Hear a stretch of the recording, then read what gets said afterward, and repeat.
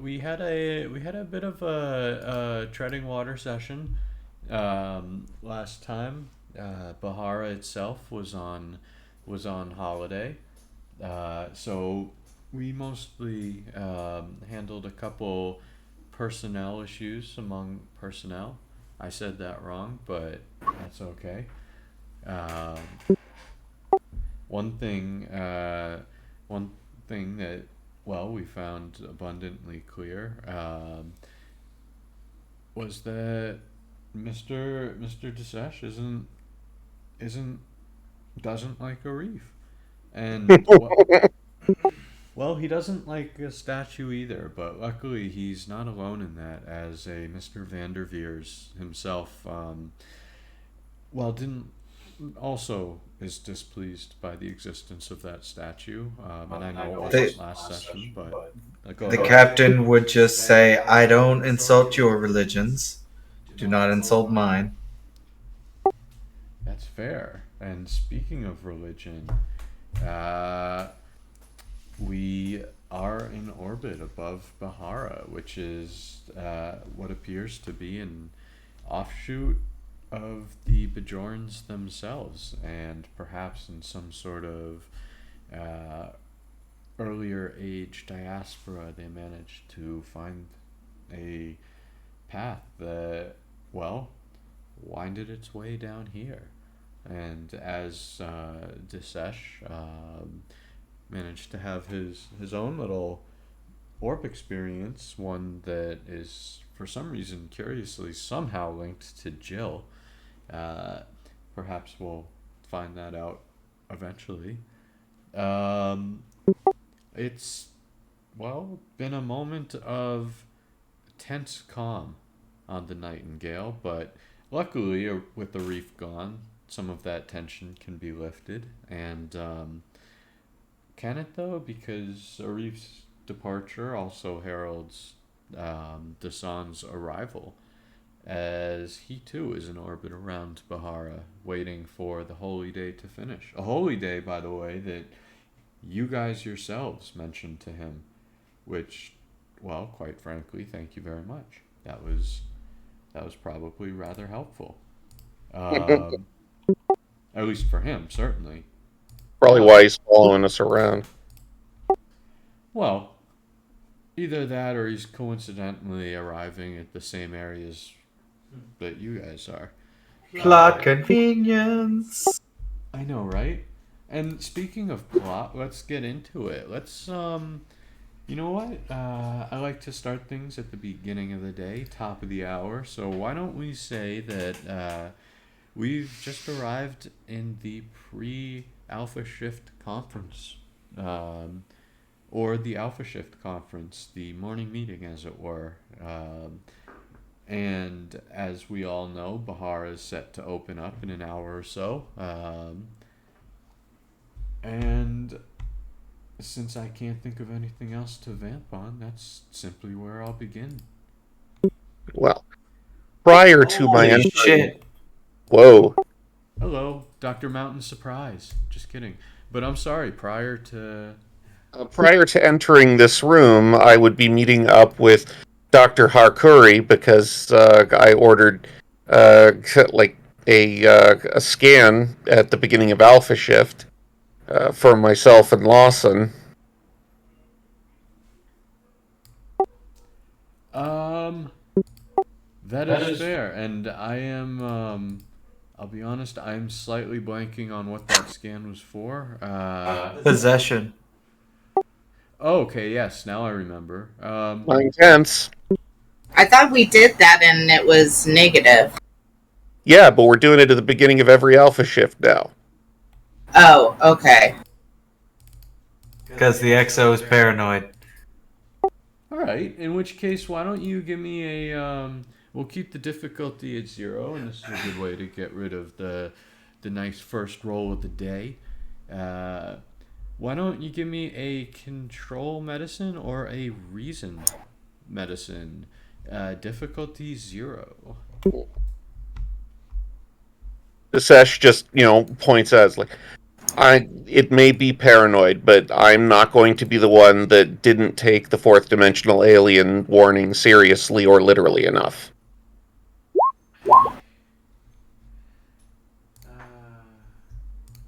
It's all about the Holy 416. Holy 416 time cube, and as I'll add your momentum to the list, you gained 2 of them once the API is reset. You look over to your tricorder, your medical tricorder, and as you pass it through Decession Lawson, you can see that they are completely possessed. No, I'm just kidding. Everything seems pretty clear. Self-possessed. And you'll still a wreck, but not a possessed one. Mm-hmm. You're all clear. Thank you, Doctor. She nods. Anything else you need?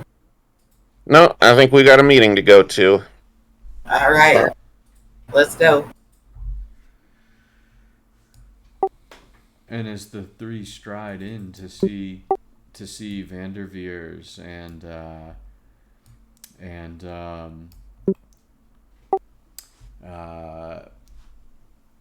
Dean Corso, the archivist researcher, the 2 of them, well, the 3 of you look up and see Hakuri, Lawson, and Disesh entering the room. And Kiana is just putting away a tricorder.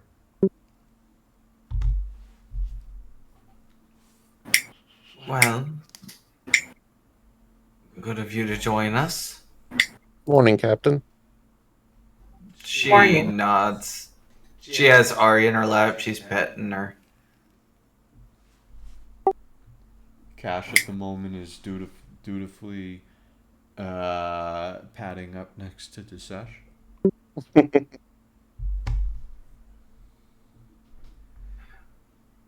Right. So, cliff notes for when I'm dealing with the Baharans, she says. The Baharans seem genuine and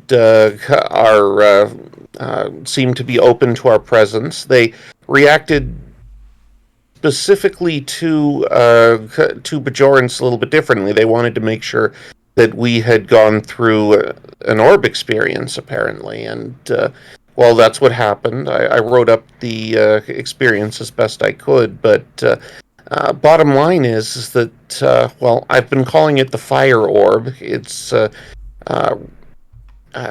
red, and the experience that I had amounted to some sort of creation destruction image, followed by the presence of Lawson with red eyes, and the distinct image of three snakes that combine and twist together into a giant, into 3 eyes, basically. And well, they seemed quite willing to continue to talk with us, but I get the impression that they may not be particularly fond of the prophets, which, of course, given the color scheme, there is the real possibility that this is a society that that worships the Pa Wraiths, or some other faction of prophets that have separated themselves from the Bajoran wormhole. Mm.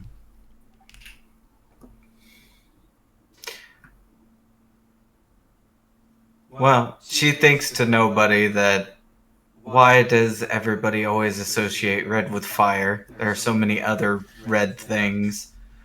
But she stifles that with a small, like, upturn of her lips, like she's smirking a little bit to herself. There's a reason, but okay. Yeah, she's just like, it's weird. Younger species, what can you do? Well, I mean, yes, blood would be one. She would also consider wine. She would consider antiprotons. She would It's all consider a have to whole work bunch of out. stuff. But You're not losing about this out loud. no, she isn't. She's. Okay. I was answering Jake in the chat. Mhm. She says, "Well, I'm sure if they haven't tried to sacrifice a virgin, then we can still talk. So At least they haven't done anything like that in front of us. fair enough." I mean, arguably, the springing the orb on us like that might have been impolite, but I was like, we seem to have come out of it okay. I'm willing to have, you know. I'm just concerned what the implications of that might be if it turns out these beings are malevolent. No offense, Commander, but have you talked to a counselor about this? I'm not. They may be able to help you interpret what you saw. I'm going to be quite honest with you, Captain. This is difficult for me at the moment. Uh, the religious implications of this are profound for someone of my faith, and I am certainly, and I hope that you will let me know if I am not, but I have been doing my level best to come at this as a Starfleet officer, and keep an open mind. But there is the part of me that is, well, screaming paw wraith right now, and wants to deal with this as a matter of a known enemy. I think it's safe to say that the Fire Cave's paw wraiths represented a clear and present danger to the Federation during the times in which they attempted to destroy the wormhole. Yes, but if I remember correctly, they did so from within Bajor. And if I can remember what little bit of Bajoran history I do know, they've been sealed in those caves for quite some time. It's why I'm doing my level best to keep an open mind about this, Captain. It's a very real possibility. And the last thing that I would want to do is to assume that these creatures were tainted by the sins of beings that, well, were locked away for thousands of years and couldn't possibly have assisted in the building of this society. But then again, these are fourth dimensional beings. I don't know that they couldn't go back and do all of this. Well, that being said, she says, religious man or not, you're not an imagery specialist, I would assume, yes? Well, Lawson and I have talked about it, but you're right. I should talk to a counselor, and I will. She nods. Lieutenant Commander, that goes for you as well.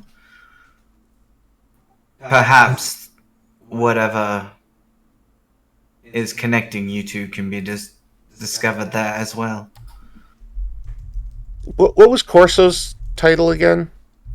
Does he have it Archivist, away? head researcher. Okay. Your counselor is also a civilian, though highly rated as a counselor. Okay, so it's Best Mr. of the Corso best. is what we're getting at. Yes. Yes. Okay. Mr. Corso, perhaps you could be involved in that working group. You might be able to find some historical basis for some of this imagery. I would love to, Corso says. And, well, I can't lie. And I know I'm going to butcher this name, he says, but your prophet, Shibos, was one of the most just god awful beautiful writers that I've ever had a chance to set my eyes on. So, well, quite frankly, I would jump at the opportunity. Sir, Excellent. he adds belatedly.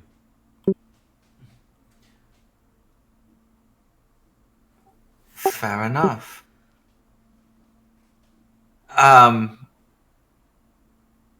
Are the Baharans expecting us? She says, looking to the two of them. Before they have a chance to answer, there comes a little chime on the screen console, and all of the sudden, Goodman over on the bridge pops up, and oh, That's the wrong. that is the wrong token. I apologize. Curse of Tuesday. All of a sudden, Goodman pops up as he says, "Oh, excuse me. Hello, Captain. Good morning. I'd just like to let you know that I actually have 2 transmissions that we've just received. Both are on the line and waiting. Apparently, they both thought first thing in the morning was the right time.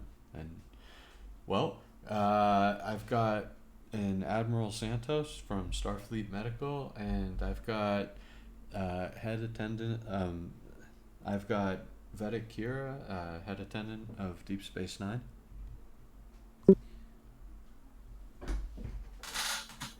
Right. She'll say, I'll be on the bridge in a moment. She'll look at everyone and say, dismissed. If we don't want to keep them waiting, I believe that it was Lawson that contacted Deep Space Nine. It was. If you'd like, I can speak with Vedic Kirov while you talk to Santos. And as Goodman, just as the captain's starting to rise before she can get out of her seat, apparently Goodman, attempting to anticipate but probably getting it wrong, his image blinks off, and all of the sudden it gets replaced by Santos's, just as the captain's starting to stand up. She'll slowly sit back down with a sigh. Admiral, what can I do for you this morning? "Captain," the Admiral says with an excited smile, and then looking at everyone else, he says, "Crew?" Admiral? And then looking at the 2 dogs, he says, "Oh, puppies." Right, Admiral, this is Ari and that's Cash, she says, but is there a reason you were calling us this early? There certainly is. Hello. There certainly is, the Admiral says. Listen, and his eyes shift over to Commander Desesh as he says, that was quite a report you posted on am I saying this correctly? Bajara? Is that the right way? Bahara. It's Bahara. Okay. It's Bahara. Oh, of course. I'll make sure to remember that. He says, apparently it's caused quite a stir. It seems like, well, it's this issue at least, not the Nightingale herself, of course, but this issue has been taken out of my hands a little bit. From what I could gather, you might want to keep a lookout because it appears like Starfleet intelligence has gotten, well, quite responsive about this. I expected that there would likely be movement on this, given the rumors that we've heard.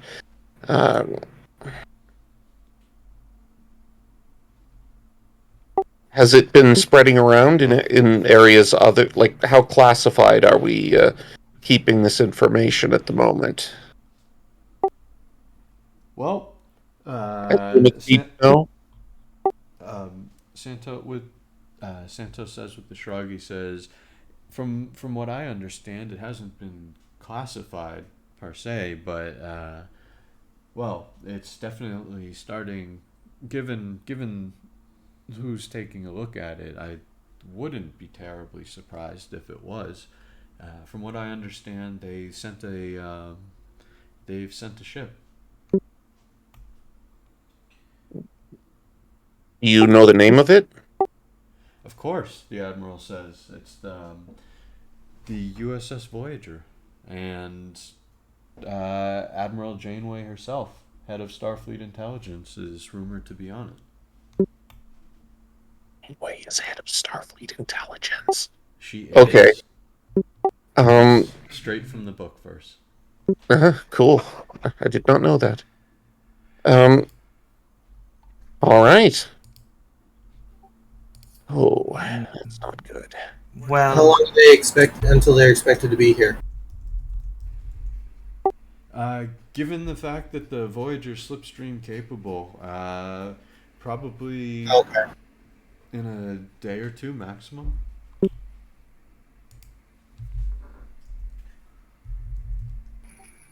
Nira just kind of frowns because she dislikes Starfleet intelligence with a passion. Is this first contact being taken out of our hands, Admiral?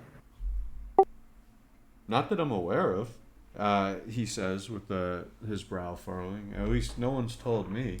The Admiral might have her own ideas when she gets there. She doesn't feel the need to let me in on them, but...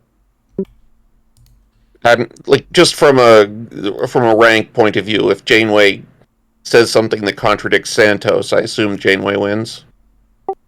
Like that, in terms of, like, their relative station? I would say that would be more of a judgment call and a thing to work out later, probably in a courtroom, mainly because you are technically tasked out of Starfleet Medical, so Santos is by and large outside of Starfleet's direct CNC, your kind of biggest or highest superior. However, we're also talking about the head of a different Starfleet department, so I was just assuming intelligence probably has a veto. I mean, I think Nira can still has the option to say, "I don't work for you." Well, if it's going to be But part of the then- courtroom, I can do whatever the hell I want. Oh, I mean, basically. So let's say Janeway tells you to go left. Santos tells you to go right. I would say that at that point, it's technically probably legally the safest bet to go with Santos, but I could easily see you arguing either way. The only time, from that regard, the only time Janeway would have authority over the ship is if it was a combat situation where highest rank in the area has control. Because hierarchies thrive on ambiguity. Okay. Essentially.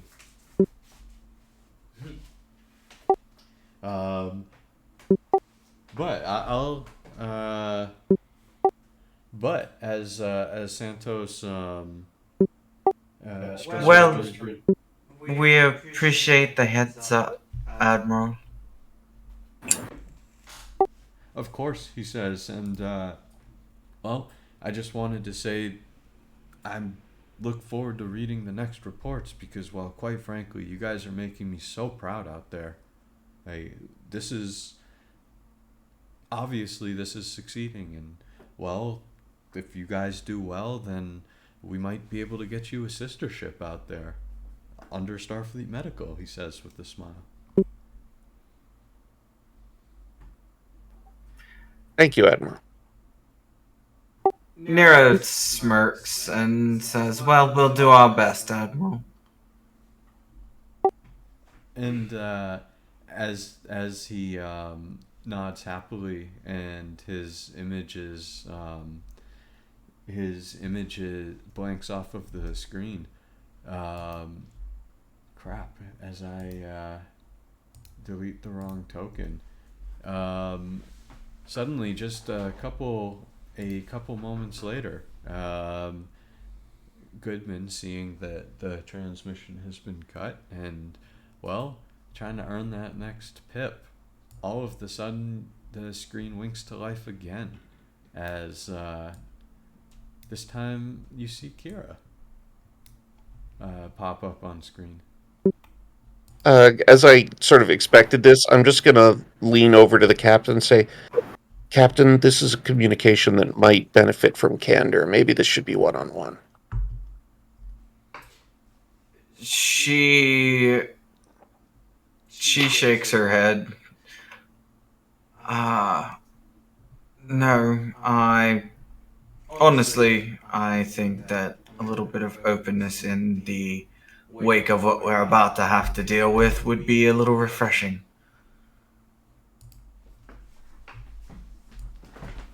Very well.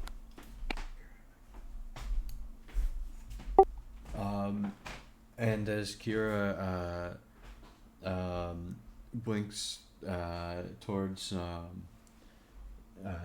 room and kind of takes stock of everyone, she says, "Hello, everyone. Captain Morgana, I presume, who has stepped out for a moment." But as she continues to look around the room, she says, Nero nods and smiles. I believe I was contacted for more information regarding the incident that happened a couple. Yes. Yes, that was me, Joel says with a smile. Lieutenant Commander Lawson, she says with a nod. I was hoping if you have any information regarding the incident that happened with the Vedex ship, maybe there's something we can cross-check on our side. Maybe get to a cause of how that unfortunate situation may have happened. But also, I was hoping you may be able to transmit the latest scans that have been made of the wormhole, as well as the initial ones when it was first discovered.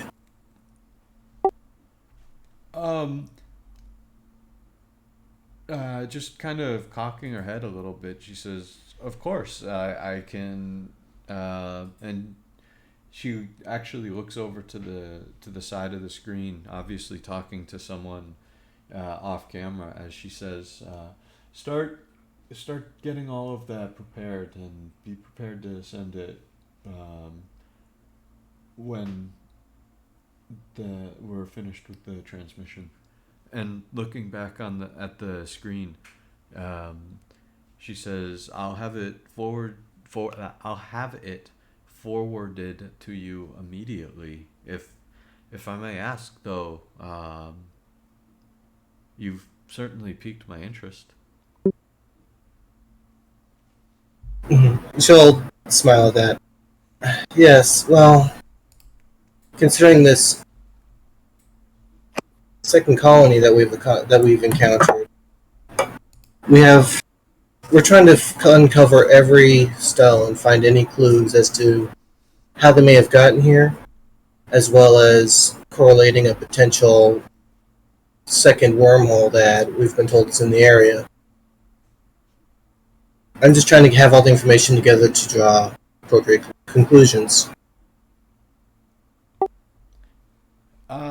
Not looking particularly enlightened, and actually perhaps even a little bit more confused. Kira nods her head anyways as she says, "Of course, and you should know we're trying to get a Vedic over to you as soon as possible, especially with the presence of an orb that we had no idea the existence of. And quite frankly, if we can't find one soon, I'll head there myself. Of course, whoever does arrive, we'll make sure to have accommodations for you set up.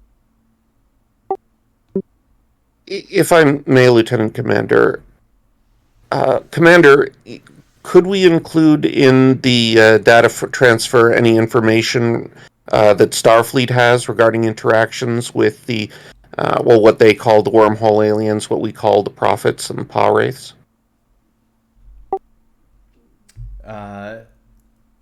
As Kira slowly nods, she says, Dax definitely kept a whole separate folder partitioned away just for that. I'll make sure it's included, and the actually the five of you, well, Cash and Ari too, probably even better, can hear very faintly in the background, excuse me,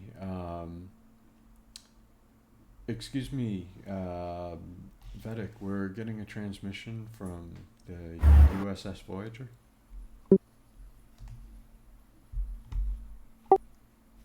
And as you see her nod crisply, she turns to you and says, if I could beg your pardon, could I place you on hold for a brief time? By all means, please. And her visage too winks off of the screen, leaving you guys all to yourselves, at least briefly.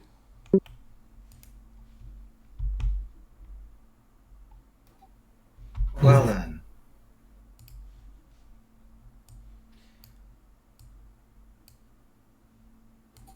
Well, some good news, I suppose, and some not so good news. That's the way any day should start, I think. Agreed. My guess is right now Commander Kira is being requisitioned by Voyager and will likely be appearing along with them. Or, and this is just me going out on a limb, they're telling her to keep her mouth shut. Or both. I despise spooks, she says as she gets out of her chair.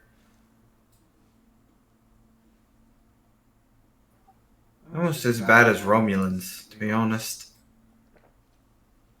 I'm just saying that Commander Kira would probably be one of the foremost experts on interactions with the Pa race. You know what? She knows. That sounds like a perfect time to have the screen wink on again. And as you all take a look at the image, you can very quickly realize that it is not Kira who has resumed the transmission. And dressed in simple yet, well, quite lovely robes is the visage of Kai Arso, who, as you all know,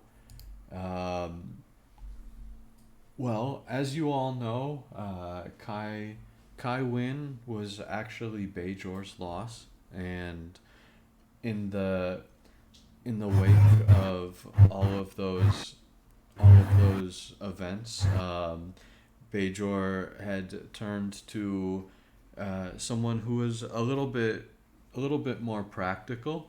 That person was Arso Noni, who I win, all praise her name. Say again. I win, all praise her name. She didn't die in disgrace. Oh, That is fair. That is fair.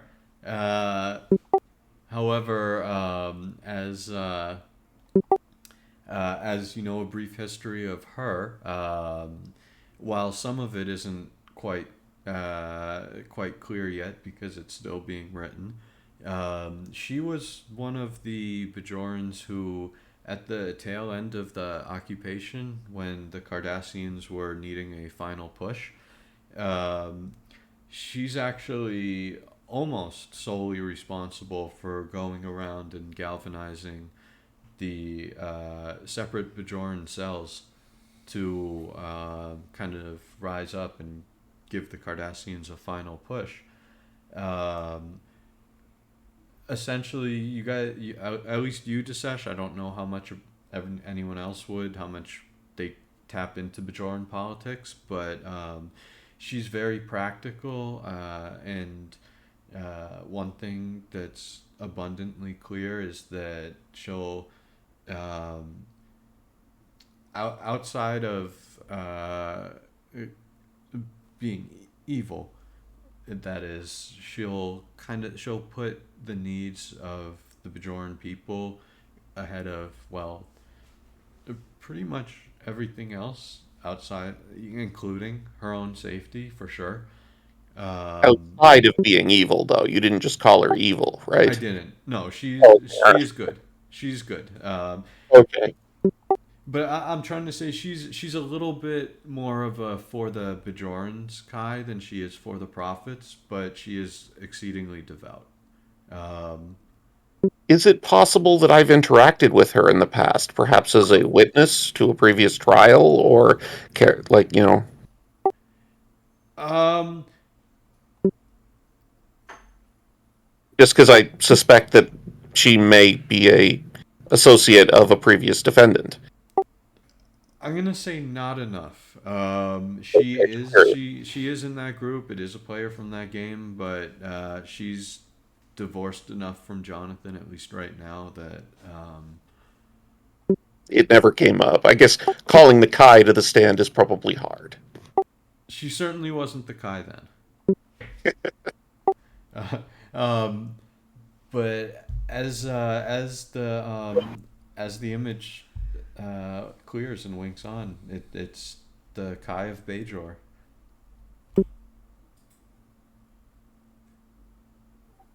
If there's any kind of religious gesture I'm expected to make, I do it immediately. Yeah, But clearly. the captain just smiles and says, "Ah, Kai also. To what do we owe this pleasure?" And seeing Desesh's reaction, you can all see a hint of a smile as she returns the gesture and then fixates on the captain, as she says, Captain Morgana, is it? Captain Morgana. She says, Morgana, of course. Um, as she looks at you, she says, "I've just been contacted by Admiral Janeway. It appears that, uh, well, it appears that you have found one of the three red orbs again." She raises an eyebrow. Push to talk. She raises an eyebrow.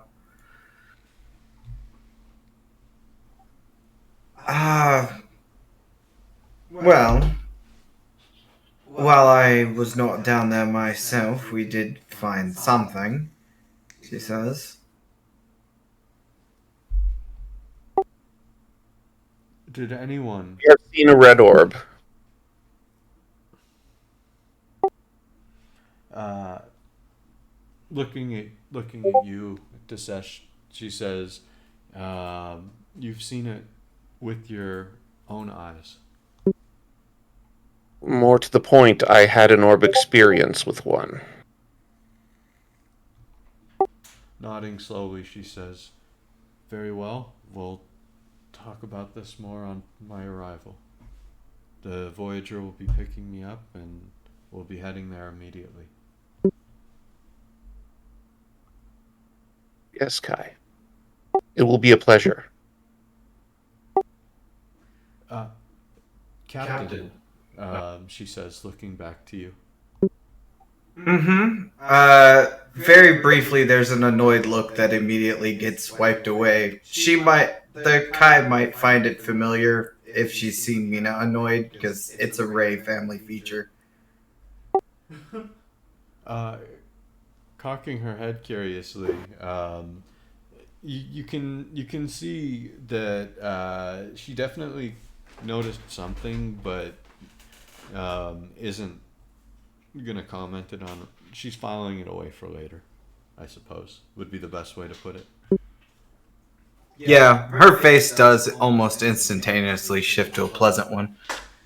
Yes, Kai. Captain, I obviously have no authority here, but if I could ask, and looking a bit uncomfortable, she says, would it be at all possible for you and your ship to, well, stay close, at least until our arrival?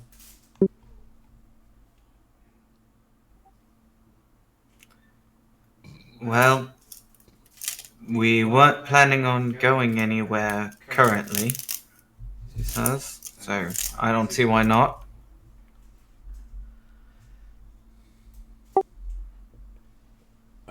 And looking over back to you, Desesh, she says, and perhaps if you are willing, when I do arrive, you may tell me about your experience. Of course, Kai. Are you intending, or are you expressing a desire to involve yourself in First Contact that we are currently doing with this lost colony? If so, it seems to me that we should prepare them for that possibility.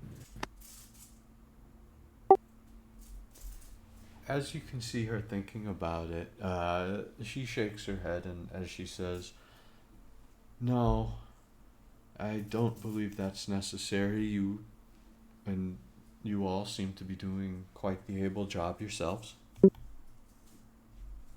Understood, Kai. I think under the circumstances that might not be the best choice politically. I'll explain. And it was only one orb that you found? We only encountered one. You said 3, though. Would you be willing to send more information on other red orbs? Because I have to admit, I have not heard of them. I won't be willing to send it, she says, but I will give it freely when I arrive. Very well.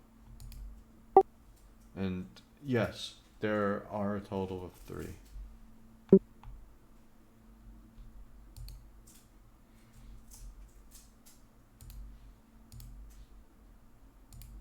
Well, we look forward to your arrival, Kai. Kind of offering, not necessarily to you, just to the room in general, almost kind of at like a focal point between you and Desesh.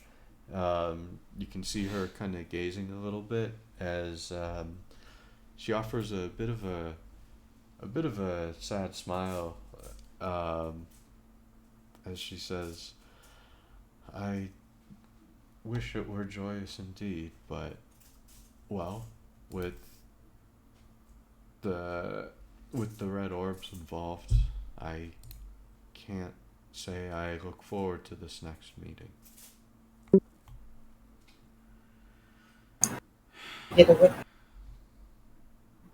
She nods. Is there anything we should be watching out for, considering you have previous knowledge of this?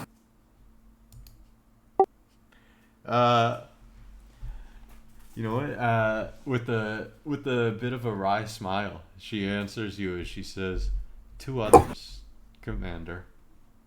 2 others." Well, we've only seen the one. But if you're aware of these orbs and how they may be different than the others, I just want to make sure that we're not stumbling into something it would be helpful to know ahead of time. Should we be watching for paw wraiths? That as well. They have intervened before. Smiling a little bit,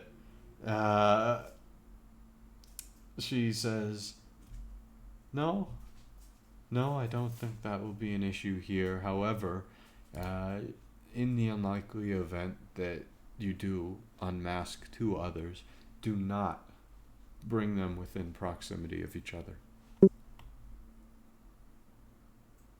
Understood. And with the nod, she said, she looks to the side for a second and then says, it would seem that Vedakir has given me an update. For my own itinerary, I should be there at about midday tomorrow, if the Voyager is to be believed. That's quite some distance in very little time. Well, the Federation has been known to pull off miracles. Give me anyone that wants to. I'll make it a difficulty 1, but I'm gonna take it out of the momentum. Can give me a insight command or insight security.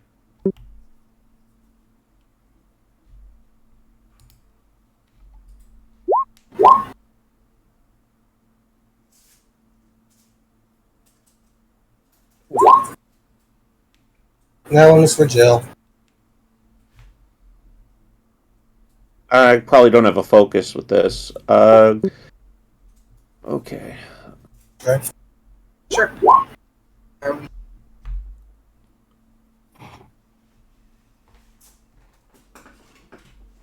This is Kiana. Complication. That's a lot of ones. This is a.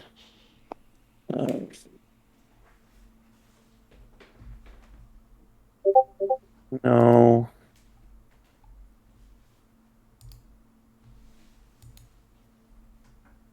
No, I guess I take that complication. I do succeed though, which means that I get cold reading, so I get to ask an additional question.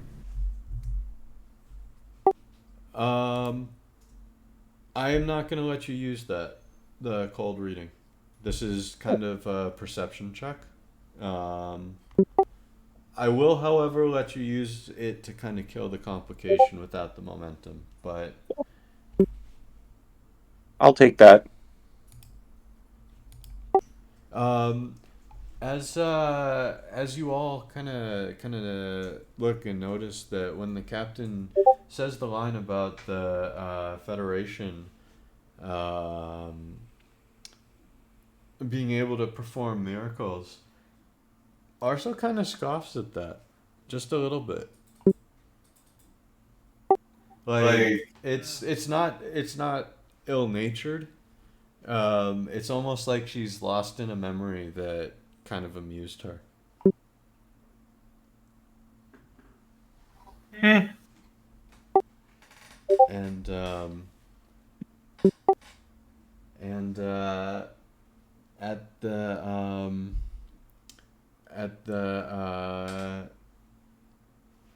whatchamacallit, at the close of the I'm sorry, I just had a complete mind blank there, but as she nods to the captain, the screen blinks off finally, this time with no other calls waiting. After a moment, Jill will look back to across the table and center her eyes on Sesh. I suppose that explains why there's 3 in that vision. Yeah, that certainly does play with the with the imagery, and it seems like this the political stakes of all of this, not to mention the religious, got pretty high. It seems like Admiral Janeway is intending to play this a little bit more above board than than I had initially started doing. So we get a Kai.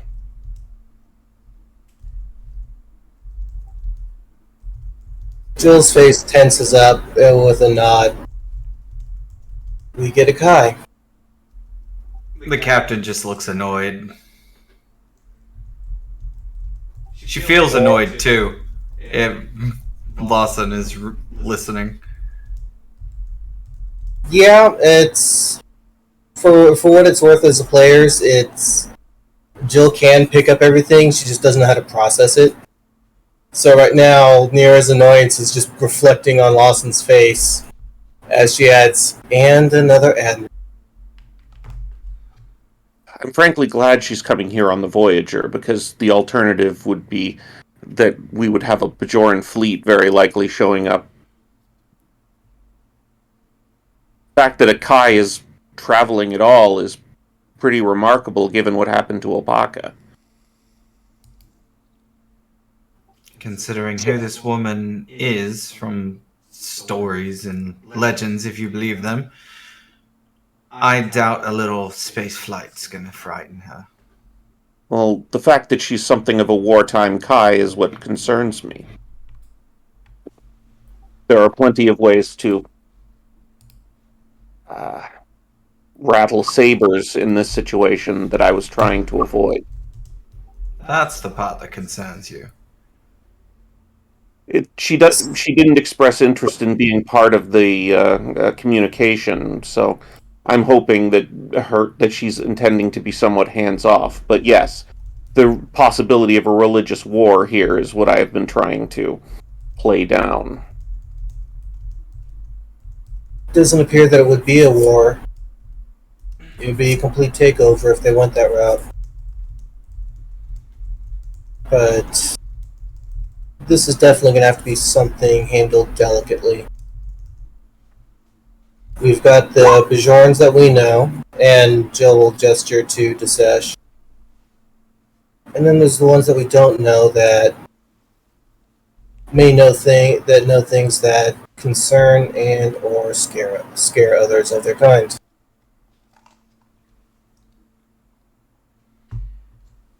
We'll have to be careful. Well, that being said, we should probably start preparing. Lawson, if you could see that accommodations are made for the Kai. Desesh, get with a counselor and Corso and see if you can't decipher the rest of that vision, as it were. Doctors, all I can say is enjoy your personal projects at the moment. If I may, Captain, I have a suggestion regarding for Dr. Harkuri.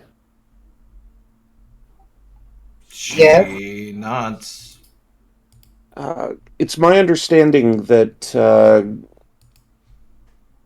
Pa Wraiths have a known vulnerability, specifically to chronoton waves.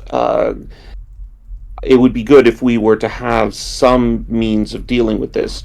The standard tactic for Pa Wraiths is to use possession and leverage our personal relationships against each other. And I'd like to prepare for that possibility.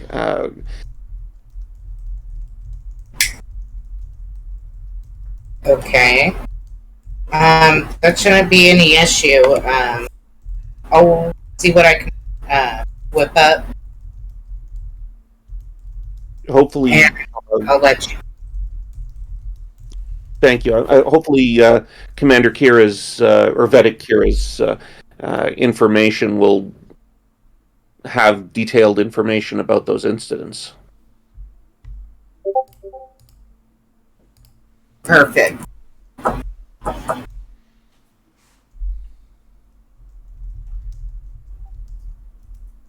and I will take the doctor down to the...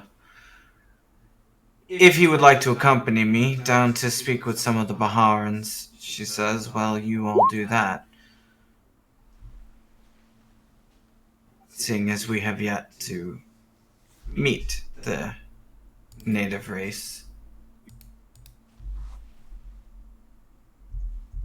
Dr. Vanderveer, before I get anywhere else, would you be willing to see me in sickbay? Yeah, sure. And that lady, that was Kai? It was. Oh.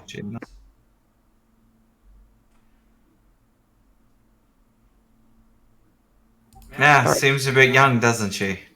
She says with a smirk. Yeah, not really what I expected for a space boat.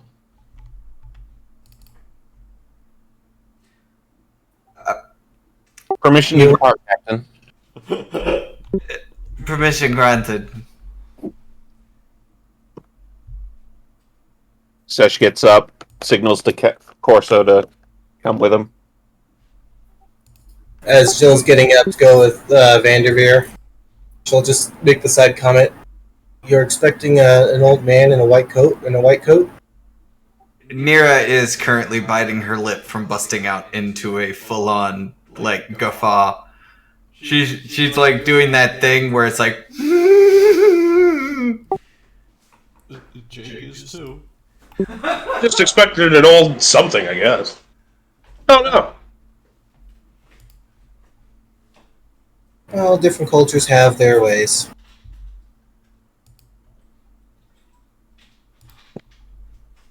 You'll find many of your expectations may be wrong.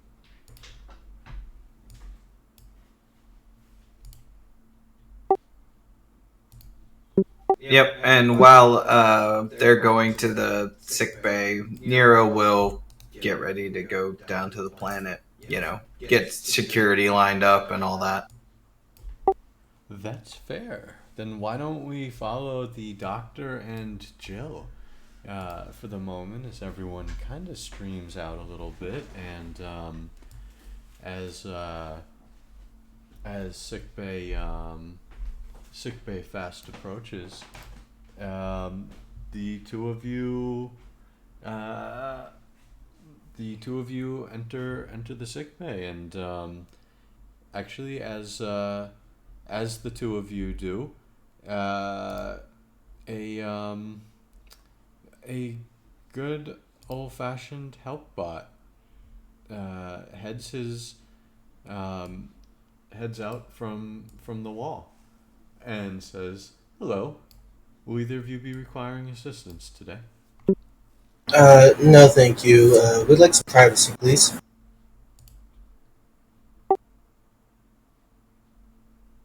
Okay, it says as it walks back to the wall.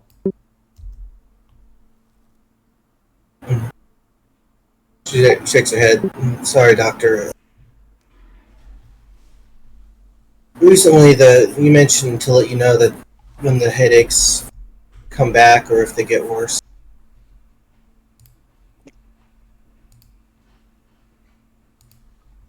And have they returned or gotten worse? Well, they've become more frequent. Not so much worse, but different. And I've been finding myself experiencing things more. The change in my emotions have been shifting a lot. In the conference room earlier, curiosity, reverence, annoyance, anger. But logically, none of those would make sense, other than the annoyance at the mention of another admiral coming in, but I know that one's just me.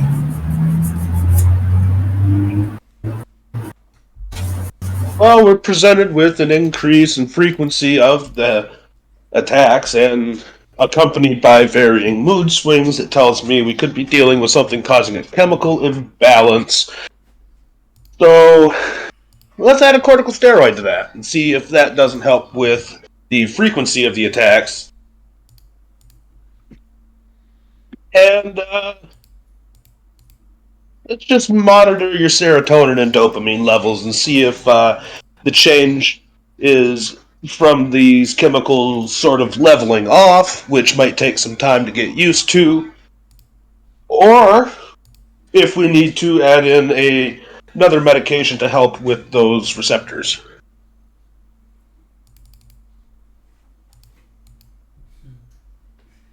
Very well, Doctor. Maybe we should take another. Maybe we should get another baseline first. See if anything's changed. See what's changed from before we introduce new medications. I don't mind taking a scan now and seeing where we're at. Thank you. And scan away, sir. Control, reason, or insight. Medicine. Let's go with, for momentum purposes, difficulty 2. But if you get a 4 or above, I'll do you one better.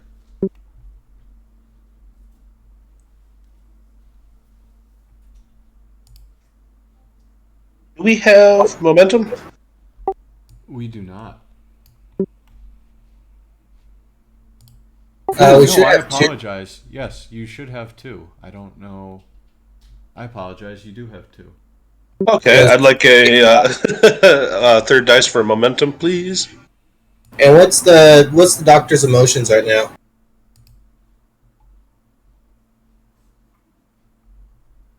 He's pretty neutral. He's not disinterested, not bored. Mild curiosity, maybe. It's very run of the mill. Okay.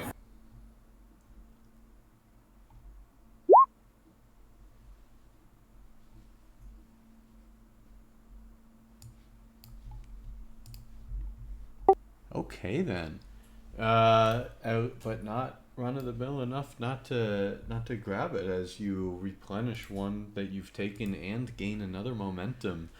You can see by and large that the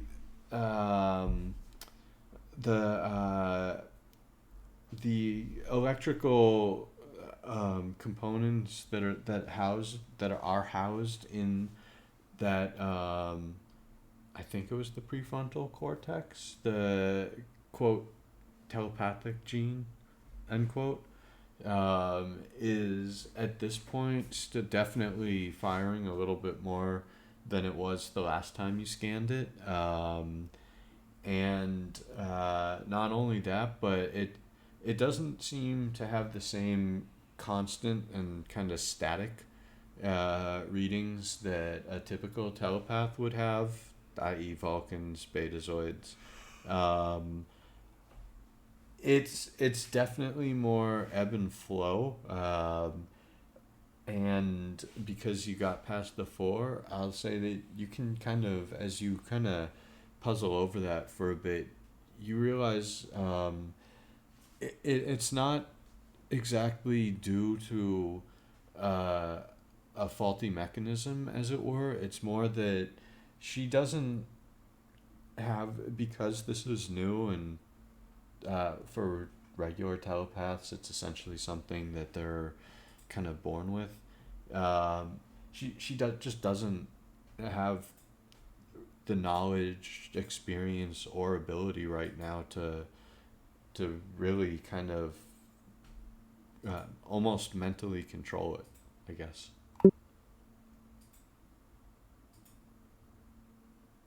She doesn't have the training, yo. Mm-hmm. Now, Lawson, Yes. you ever fall and scrape your knee?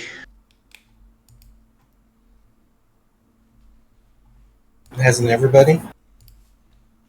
Yeah, well, you'd be surprised with some of these Starfleet space types. But after the scab, when that falls off, you got that new skin, that pink stuff that doesn't really have all the ridges in it yet, right? Yeah, it's talking about late stage tissue regeneration. Exactly. It's sensitive. Just the air can kind of make it sting a little bit. That's kind of what's going on with your brain. It's sort of coming back to life. It's a little fresh. It might be a little raw. That's something that will go away with time as you sort of develop into that. I might suggest finding a telepath on the ship that might be able to give you some pointers.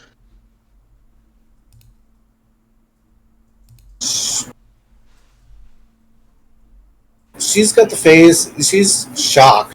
He just told her that. Yeah, he just told her something that's she never thought was possible. But it's. You're saying it's coming. You're saying it's developing. Yeah, it's like parts of your brain are learning how to walk again.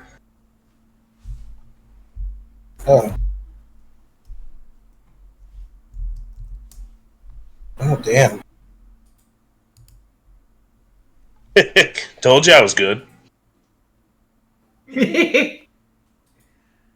And humble, Well, too. she'll smirk at that. She'll mirror his amusement with a smile. Say, well, in some ways, that's good news. And I suppose, at least I won't have to worry about finding a telepath. We'll have one ship soon enough. Thank you, Doctor. Who's the telepath? My father. Oh, excellent. Tell him I says hi. She nods. I'm sure you'll have a chance to meet him soon enough. He will probably want to look over all of this information as well, which, by all means, anything you have on my file, you may share with me.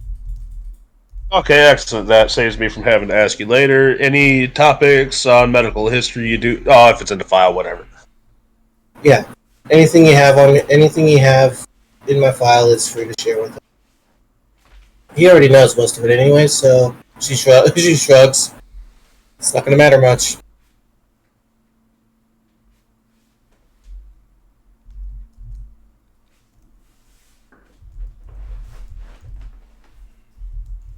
But thank you, Doctor.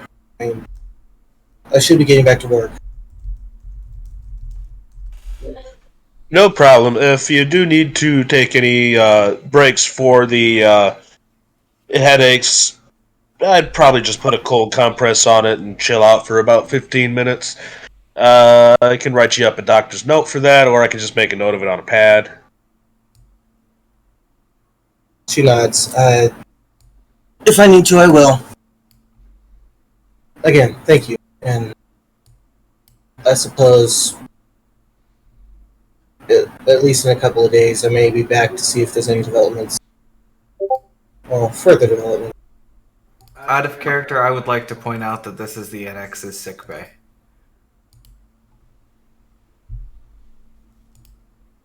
It's changed every episode, so we'll see something else next time.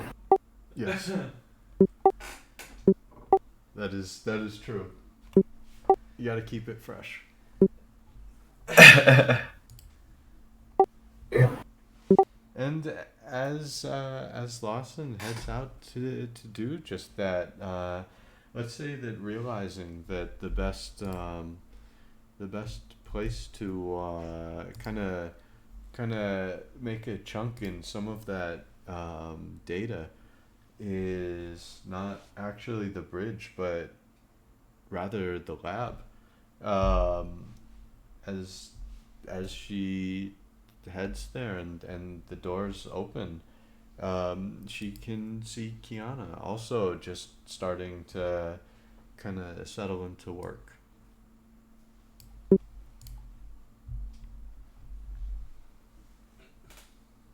Yeah, Jill's walking in with a handful of handful of pads. Just walking by. Hello, Doctor. Hello. Don't mind me. I'm just trying to sort out a lot of this data here. Do you need any help? Possibly. And Commander mentioned chronoton particles to using chronoton particles to disrupt the power wraiths. Yeah, I Maybe was we just can help gonna- each other. Yeah, that sounds. Okay, great. You were here first, so we can start with yours. What information do you have there? What does she see? Oh, You said these. Yeah. Yeah, she holds up the pads a little bit. So the wormhole data from Deep Space Nine, from when the wormhole was first discovered to the latest scans of it now. See if there's any changes in anything. The information on the Vedex ship that was destroyed. If there's anything out of the ordinary that we may have come across here.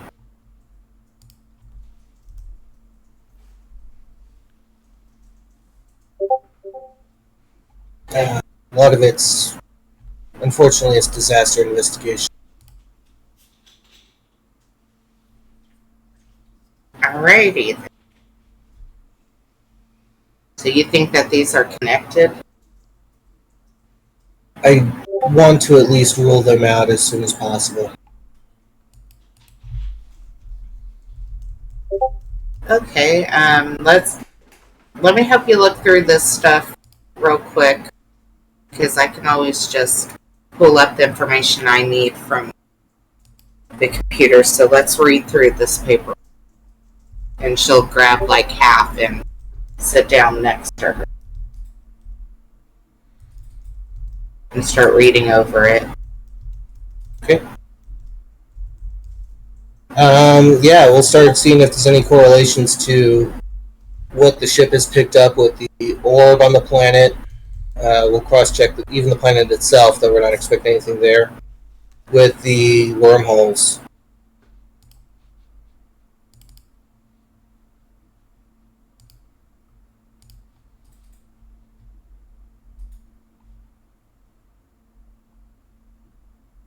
I'm guessing filtering through would be, what, control science?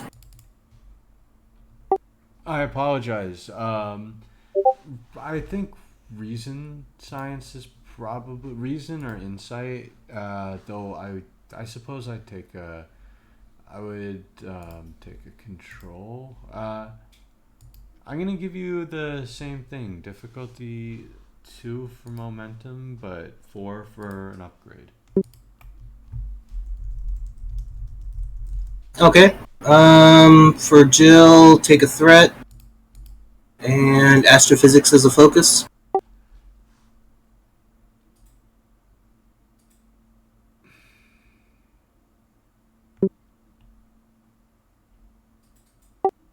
And I apologize because I was responding to a message.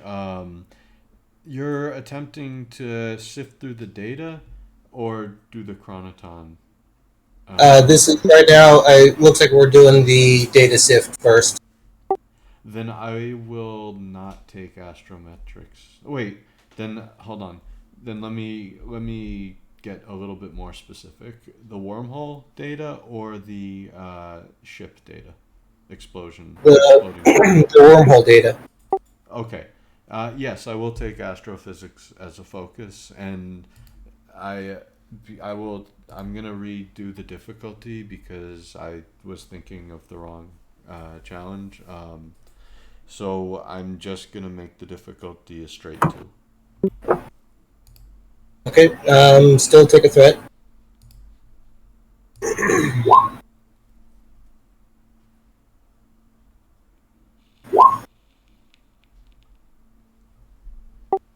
Alrighty, we got 1 momentum so far, but only so far. And So far. the ship we're using the ship's computers, so let me grab the Nightingale.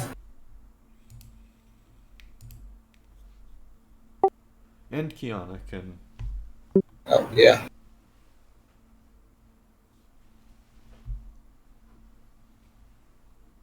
See if she helps. Random Romulan is just kind of walking around the consoles. She very much helps. Seems like she's doing her own thing. Oh wow. Yeah. Okay, ship not needed. Fair enough. As you cap up the momentum, and the results are pretty pretty disappointing. Outside of there doesn't so to alleviate the biggest concern, there doesn't seem to be any sort of issue or problem with the wormhole itself, nor was there any strange strange reading at the moment of explosion, whatnot. There isn't really anything awkward coming from there. You can notice that in the time since, there have been a couple changes. Most of those were, in fact, event based, such as I believe it was Trail of Solaron or something particles from the asteroid incident on DS9. So while the readings are somewhat a little bit different, they're well within normal and stable parameters, and nothing weird seems to be going on there. Okay, and so what we know, the wormhole itself seems to have nothing to tie it to the orb that we've come across here on Bahara. That's a fair statement. Okay. Let's see here, and the ship itself didn't seem to have anything unusual other than the fact that it exploded. That I would like. That, my good friend, is a separate challenge. That's the 2 and 4. All right. Rinse, wash, repeat. Take another threat.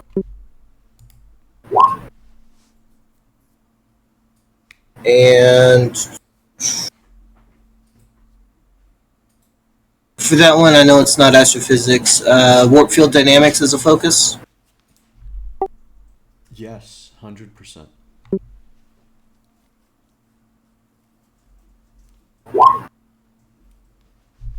Oh, there's 4. Well, do we want an assist for some bonus momentum? Yeah. Okay.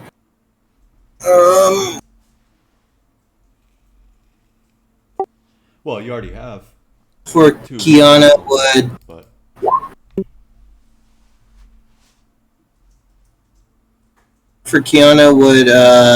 Vita systems count?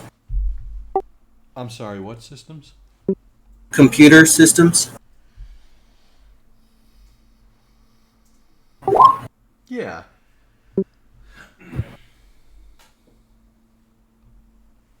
Here we go.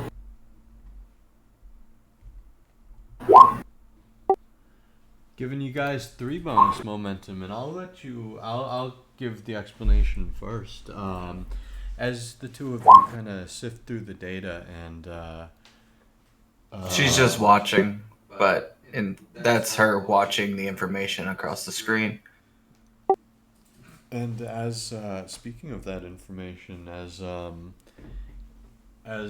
2 of you work, you start to rule out significant factors, and I'm gonna go with the 4 first and say that you guys almost instantly realize that there's absolutely no chance of sabotage or anything of that ilk or dirty play. However, as we get to the 2, as as we get to the two, uh, we the two of you start to realize that there doesn't seem to be anything mechanically wrong with the ship either, and as it's almost as if one moment the ship was there and workable and everything was going swimmingly, and the other moment the warp core simply ignited, starting with the matter antimatter intermix chamber. It essentially ignited and took out the rest of the ship with it, almost as if the hand of God reached down and plucked them. Huh. There's a lot more damage with Federation starships than ours. She'll say, watching the information. Yeah, it's not like they're not. At least Joe wasn't trying to keep it hidden or anything. Just looking over, so it seems a little too much, too quick. Faulty maintenance? I mean, Was it was it a Starfleet ship or a Bajoran ship? Bjorn. I mean, that being said, what she goes, well, I mean, if somebody overlooked an overcharged dilithium crystal, that would certainly send you up in a ball of glorious fire.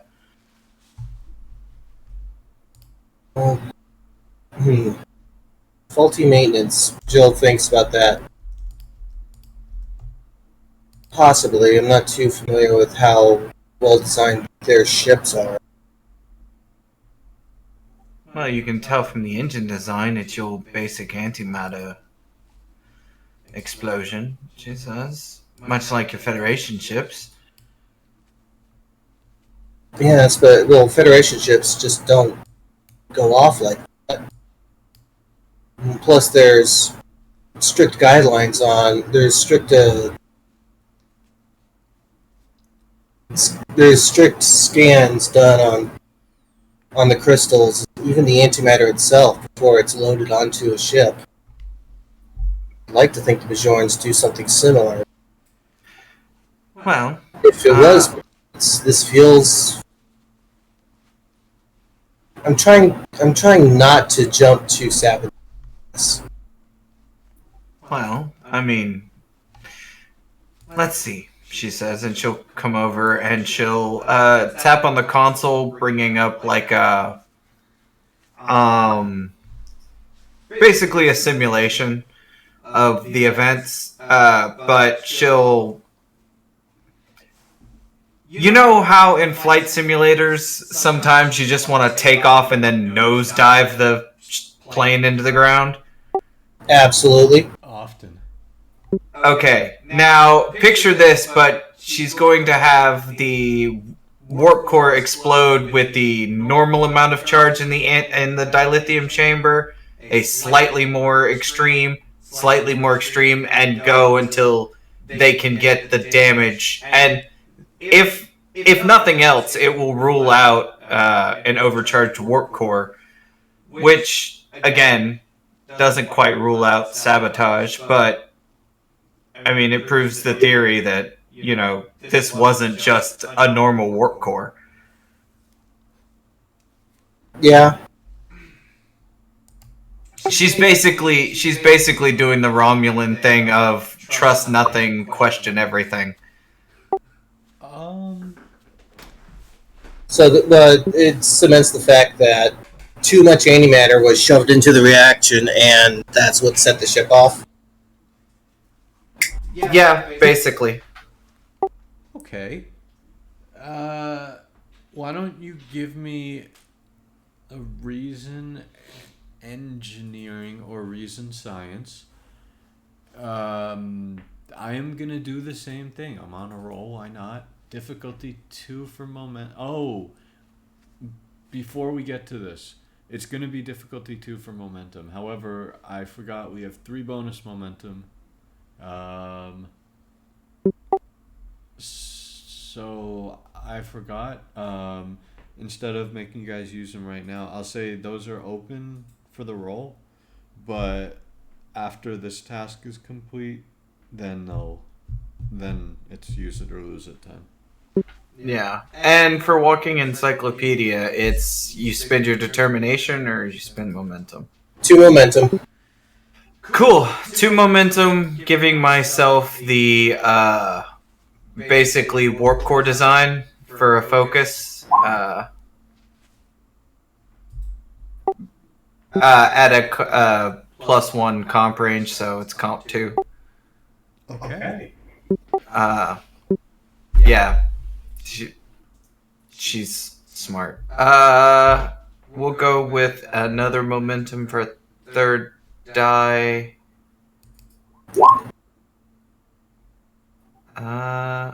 Actually 2 momentum and a threat. 4th die. And here we go.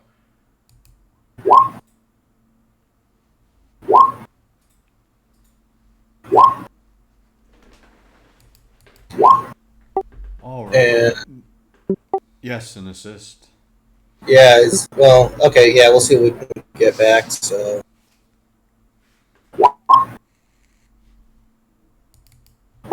Essentially bringing us back to 3 bonus momentum as the 3 of you watch the results of the screen, and as the simulations run and run and run and run,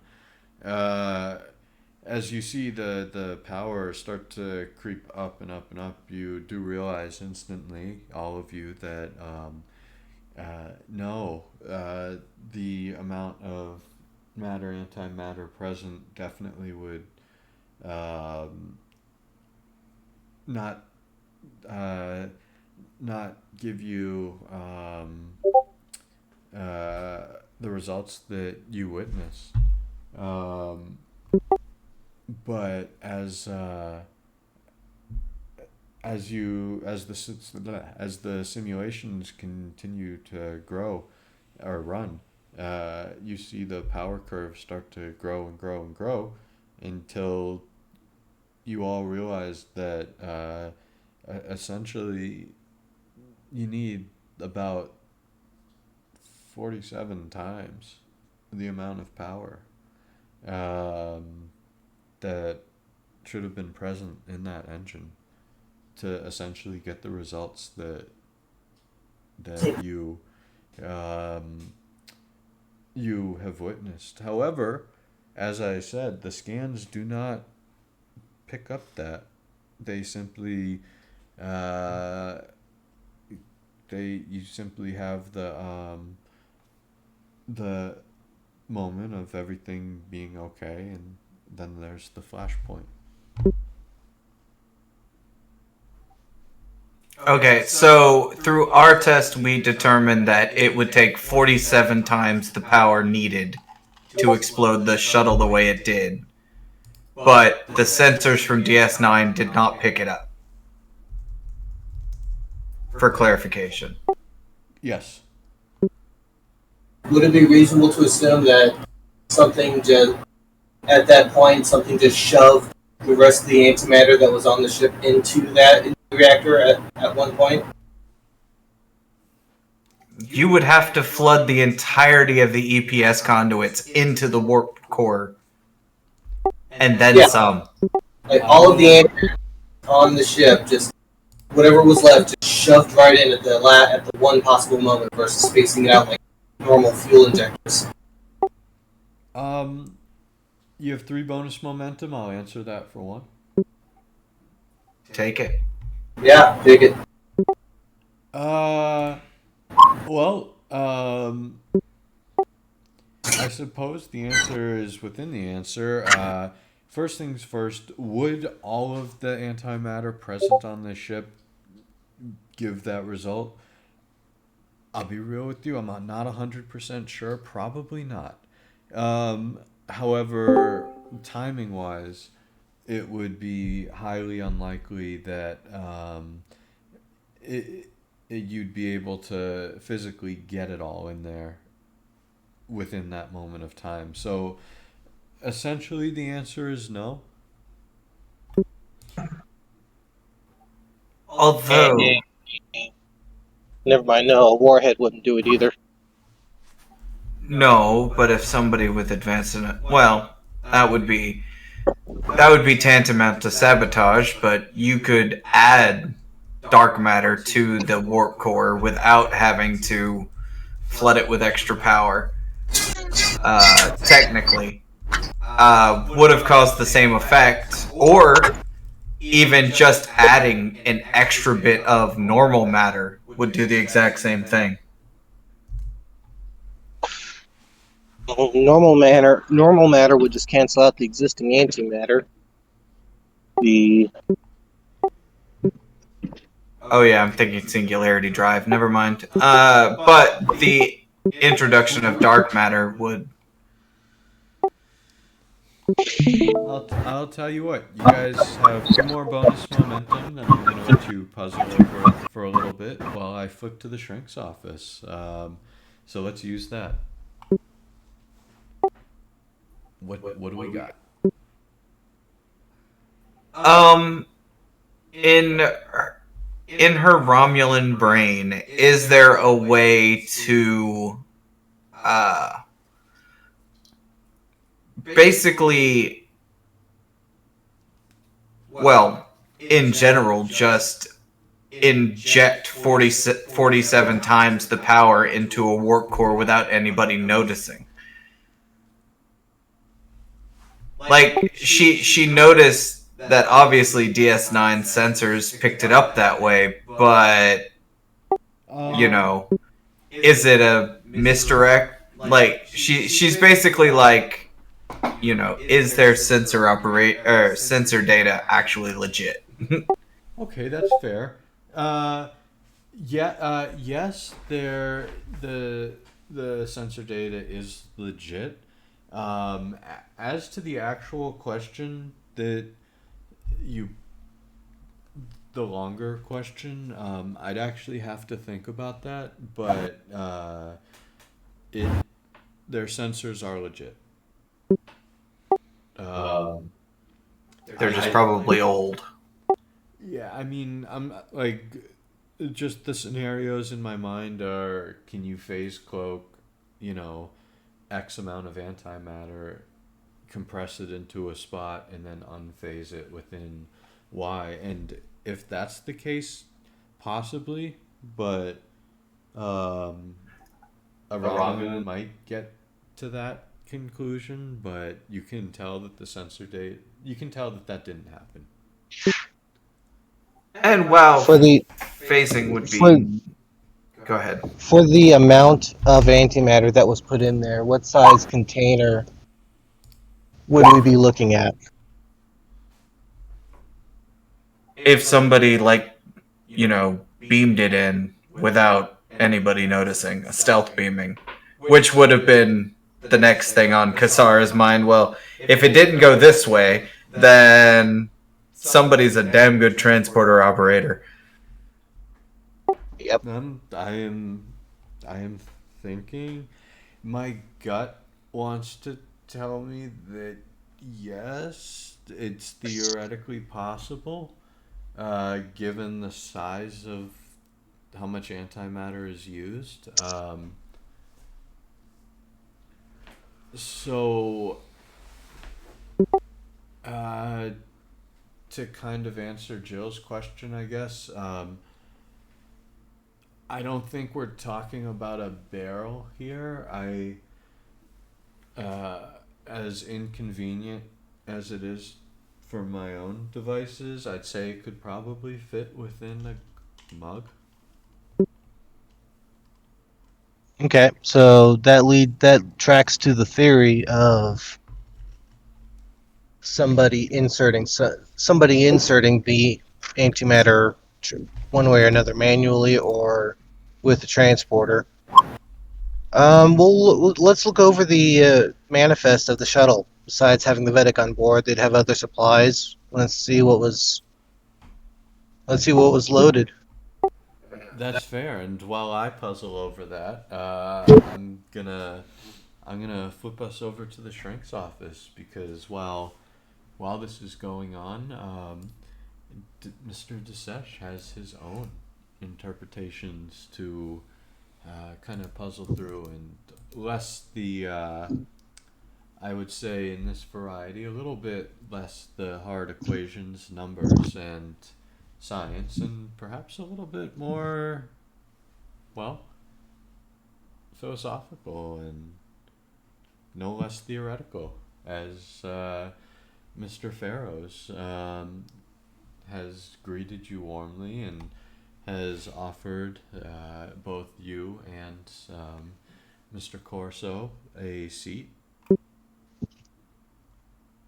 And as you look around his office, you can tell instantly that you're in a holographic setting, as it seems to be made of, well, pretty much as you see, quite old and rustic, certainly by your standards. And you see an old globe of Earth, a planet you know well, but isn't quite your own.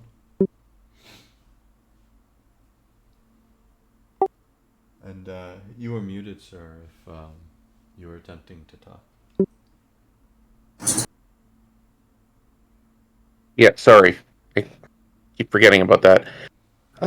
At first, Desesh kind of leads this as kind of a working group meeting because he wants to get Corso's input on all of this and allow him to get the information that he needs so that he can go off and research some of this stuff. But yeah, like I basically go through the basic imagery of the dream, the three snakes, the red light, the sort of ending and beginning of the universe type stuff, and I kind of like go through and kind of try and like hold it up against what sort of the archetypes and whatnot of sort of Bajoran psychoanalysis, and try to get the input from my team here. Absolutely. Well, Corso at least is, and just to be clear, you are talking about the vision in front of Corso as well. Yeah, like I'm Okay. running down all of the imagery because I want him to be able to research some of this. It may have, because like I'm pretty sure that I like have my initial.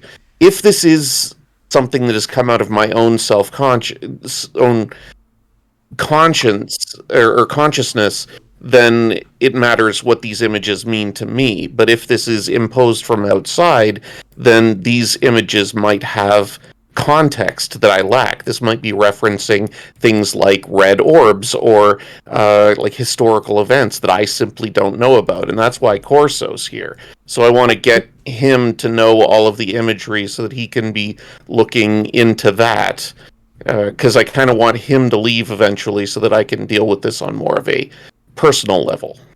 Mm-hmm. And as Corso kind of you can see as you're kind of discussing, or not discussing, but as you're explaining, you can see a very different reaction in both men. Corso, for his part, he's looking at you, not anxiously, but certainly intrigued.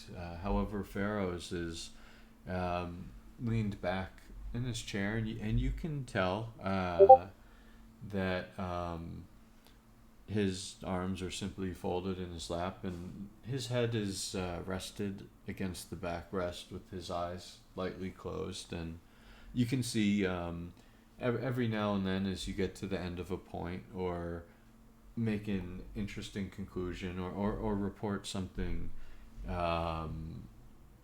particularly interesting, he'll nod along, proving that he is paying attention. And as Corso kind of rubs his chin a little bit, he says, "Well, that's quite a bit to get through. The first little bit, I know it's not just Earth, but many cultures view the snakes as a form or a harbinger of not a wonderful future coming to pass, and while vipers might represent, if they were vipers, that is, obviously it was your vision, and you can hear Pharaoh's slightly deeper voice kind of open up as he says, "Well, from what it sounds like almost is, and you'll have to pardon my Earth-centric views, perhaps, but it almost sounds like the ancient Earth symbol for medicine." You're talking about the caduceus. Yeah, that's already been brought up. This is that's certainly the association I made. You might be onto something. Pharaoh says it certainly sounds better than a harbinger of evil. I mean, it's still a part of the iconography of Starfleet to this day. I'm not surprised that, like, the idea that it simply refers to the Nightingale itself was not lost on me. And with the nod, Pharaoh says, and, well, if another question, if I may, is there anything, at least, and he kind of, he kind of shoots you a bit of a look as he says, "Is there anything that you need to explain to, well, me and Corso specifically more before some of us go our separate ways to think about this and research?" I think at this point it might be best if you left us, Mr. Corso. I think we have to deal with this on a more personal level at this point. Of course, Commander. If you don't mind, I will be in the library unless you prefer me to be on the bridge. No, I think that's the best place to work for the time being. Pardon me, Commander, Corso says, but just from my own phrasing, I'm sure, not yours. I'm a little... Should I be on the bridge or the library? The library seems like the best place to work, I would think, uninterrupted. Relieved, Corso nods as he stands up, pad in hand, and just as he kind of turns back, or just as he's about to leave at the threshold, he turns back and says,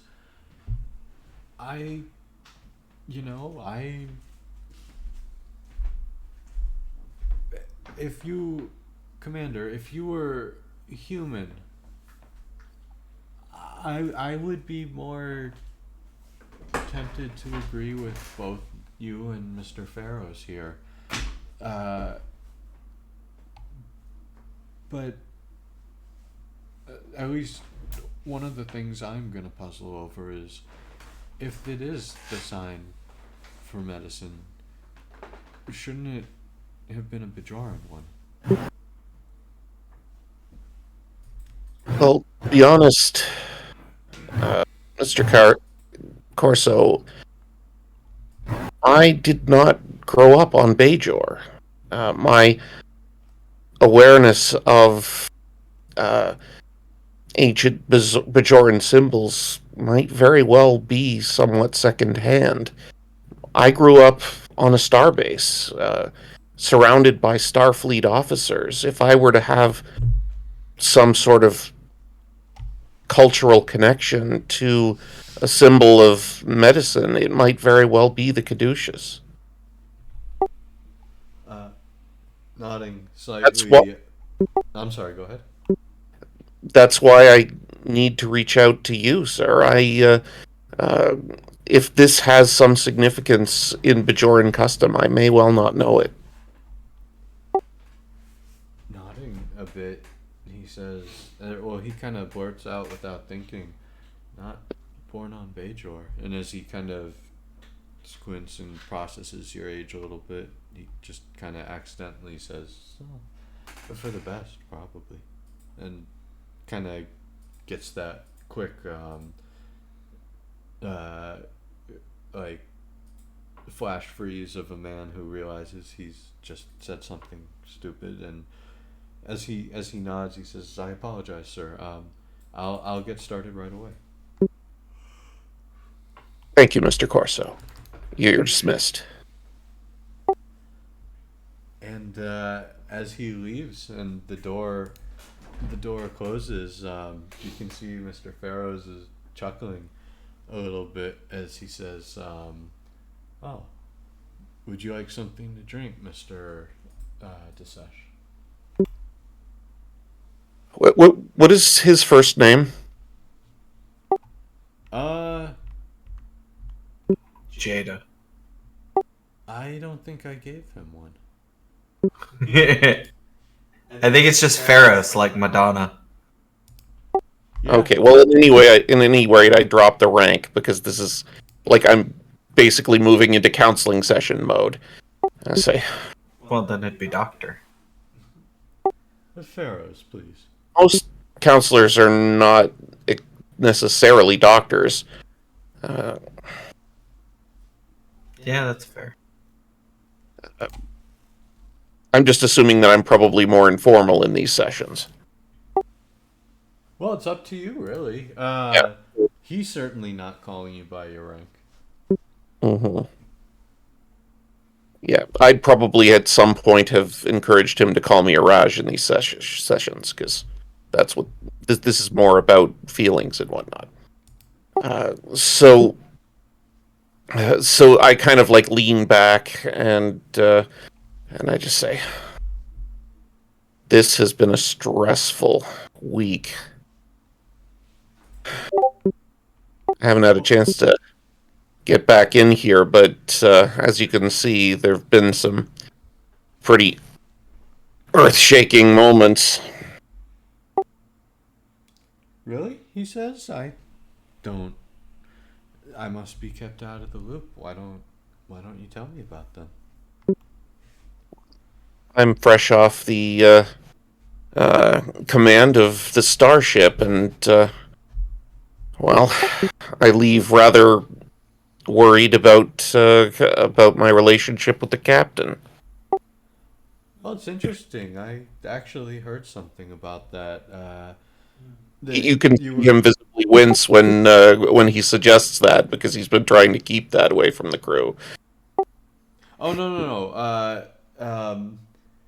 Well, seeing the wince, Pharaohs continues.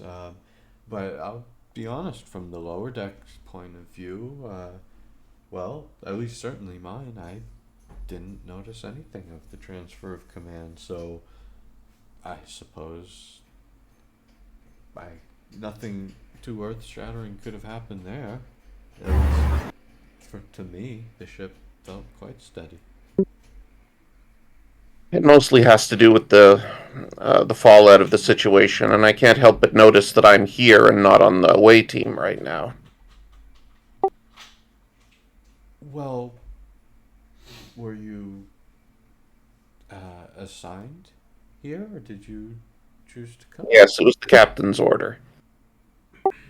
I see. I mean, I don't know, like, it's possible that there's something banging around inside my head that makes these images more than just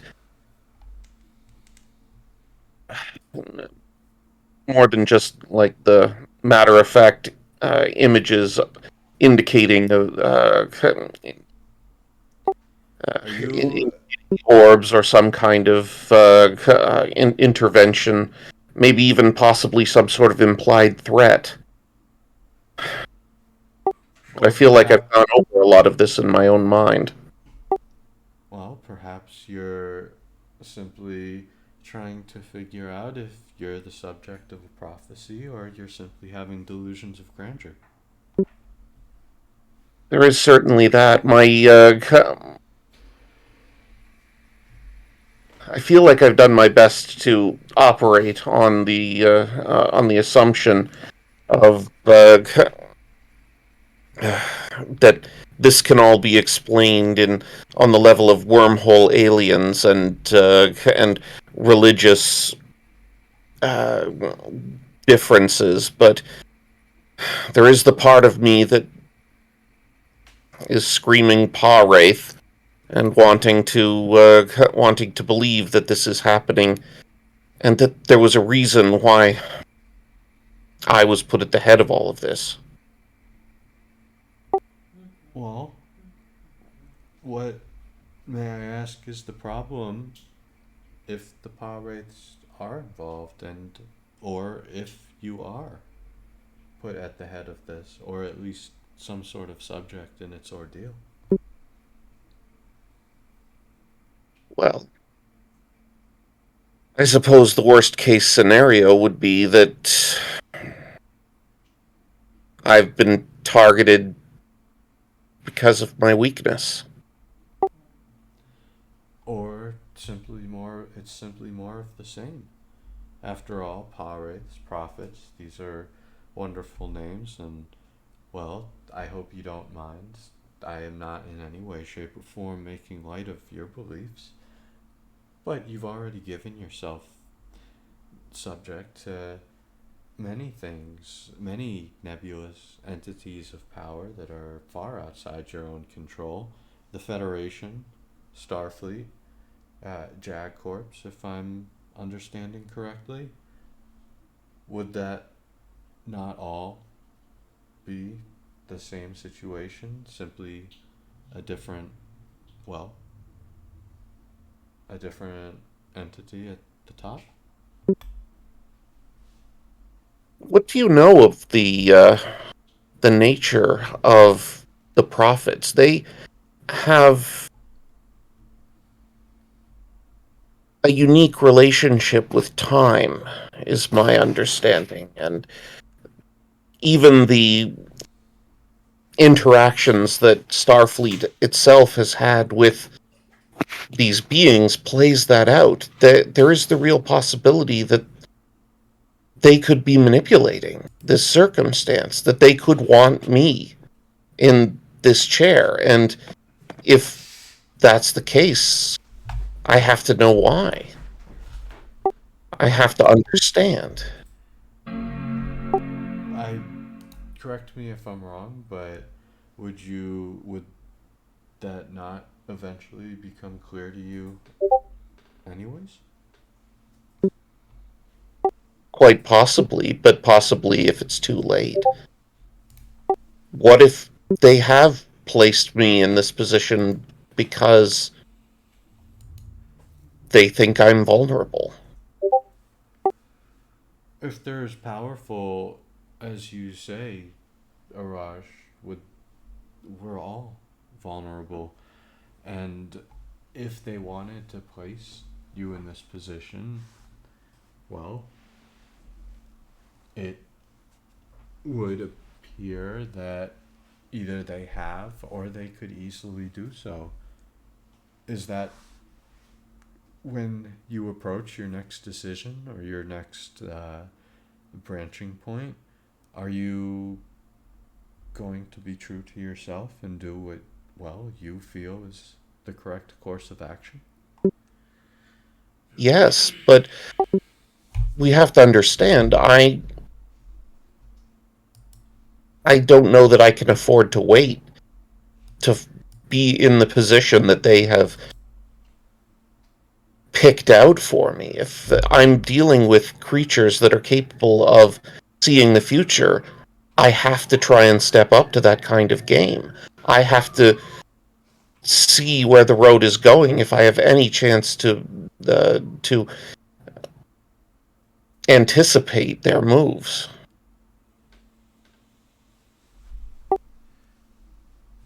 Smiling a little bit at that, Pharaoh says, maybe you are the subject of a prophecy and delusions of grandeur. I'm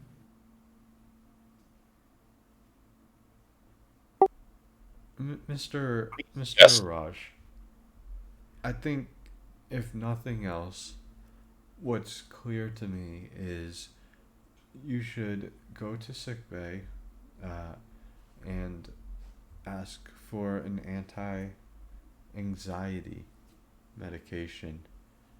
One of the things that's abundantly clear is that you're not facing this from a calm and a rational standpoint. I can tell just by the way you're speaking and just by the way you look. You are, excuse the, you are flummoxed, and you're not going to be able to outwit a, a prophet in this condition. You need to take care of yourself before you can take care of a situation, and you're not doing that, are you? He can see while he's saying this, like Disesh is looking very defensive uh, and and sort of drawing back and looking rather hostile at the suggestion. Well, then good. That means it's working.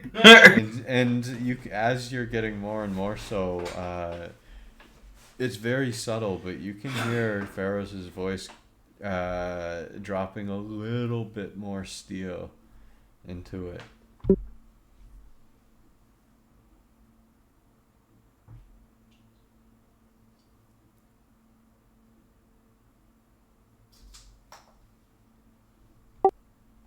When's the last time you had a full night's sleep? I'm guessing it hasn't been since this orb experience.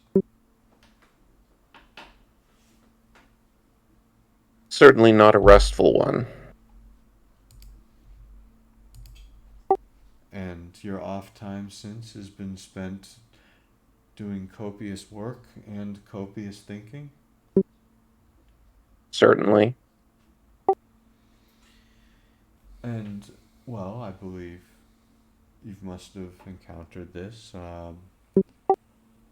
And actually, I'd like to circle back for a moment with this damage you seem to have implied that with the relationship to the captain.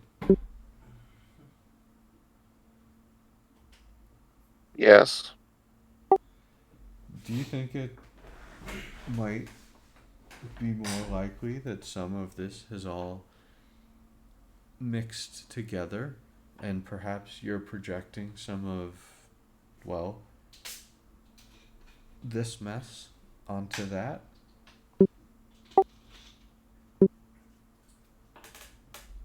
I think that it's possible. I'm well aware of my siege mentality when it comes to the command structure. I just experienced, well, let's just say that Starfleet Intelligence is about to make an appearance, and, well, they've already seemingly felt the need to contradict some of the moves that I've been making, so I'm not particularly looking forward to that. What did they contradict?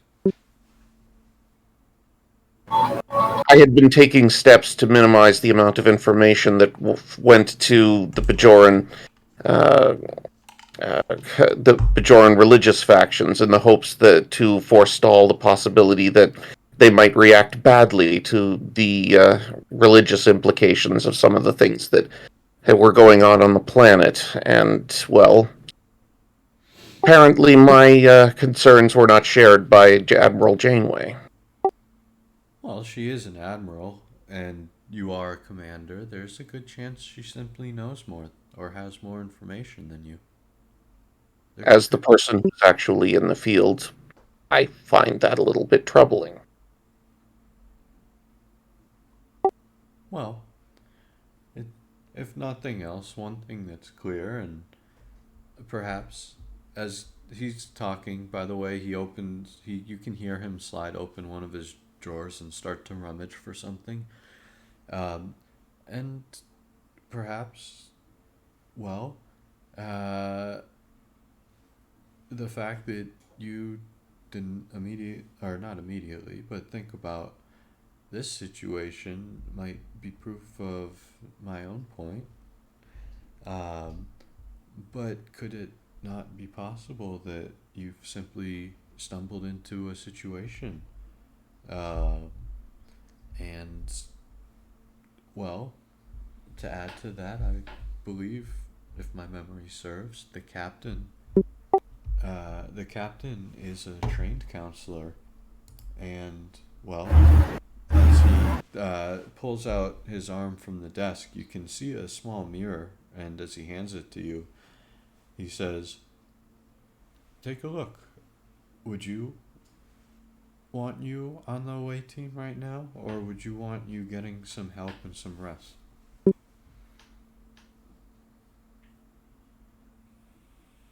He doesn't look in the mirror.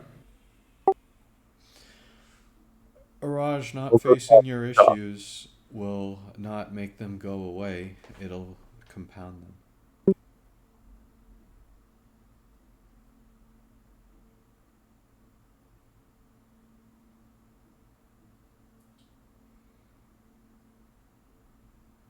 You have to understand.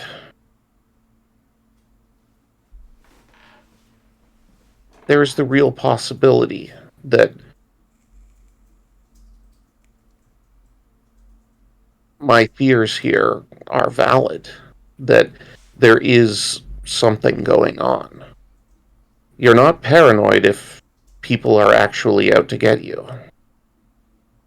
I don't know if you're familiar with my history with Starfleet intelligence, but there's a very real possibility that, well, I wouldn't expect it of Admiral Janeway, but institutional memory is a thing. And I'm concerned for what this might mean if they're looking for someone to blame.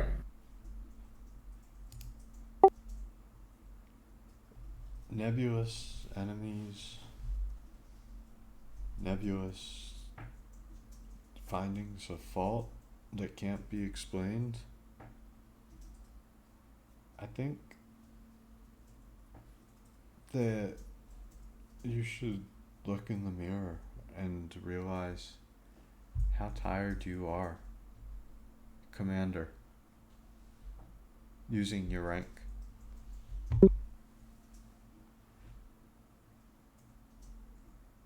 I'm going to do as you ask.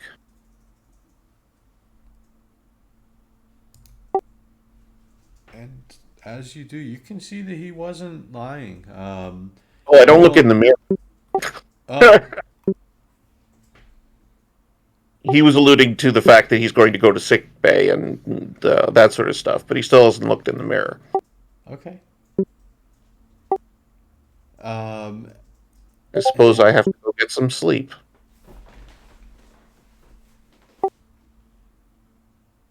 Well, I think that would do you some good. But please stop by sick bay first, and that way they can ensure that you get a restful one.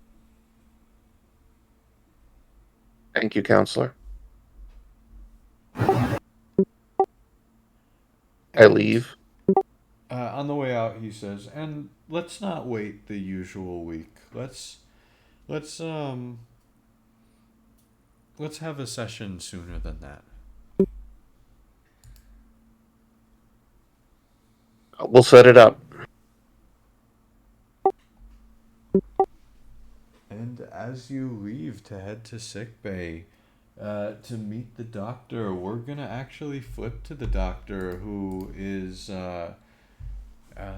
just beaming down to the surface with the captain. And I should ask, so Bahara wise, where would you like to beam down? Like the main center, the farmland a little bit, the kind of bazaar area, the I mean, if they have like a main place to receive people there. And of course, because of protocol, she does have a small security team with her, you know. absolutely. Who's coming? Uh, Give me a second. I gotta look. Probably Molly and I don't know, Molly and Maxwell. Molly's becoming quite the popular away team security member.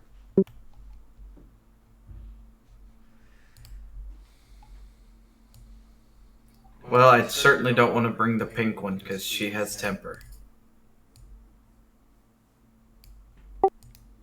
And as the four of you beam down, you can see quite the scene as you can see a number of Bajorans kind of milling about, and you can see the main kind of, I guess, town hall ish or welcome center, I guess, for lack of a better word, and you can see a number of uh, uh, other buildings and alleys, and actually one other thing that that the four of you happen to see is, well, Dasan, as he's probably about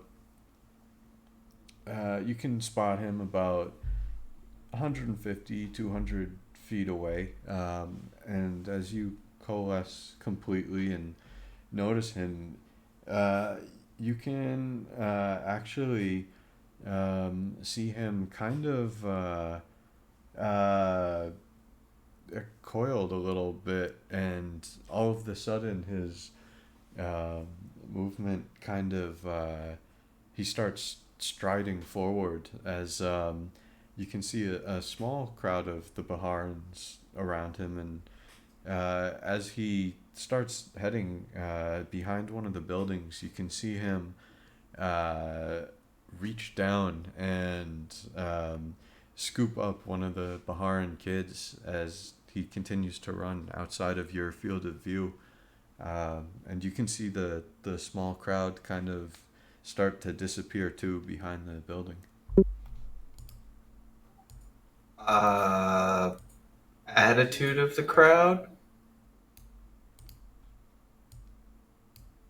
Angry, curious, what? Uh,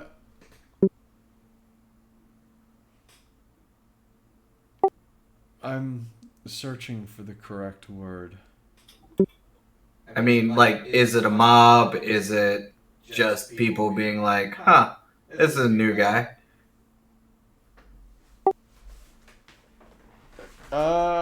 To get myself out of this, I'm gonna spend 2 threat to add a complication and say it happened a little too fast for you to take a good read.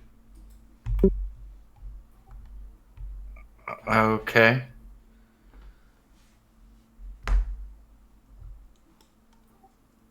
Right, well, she will,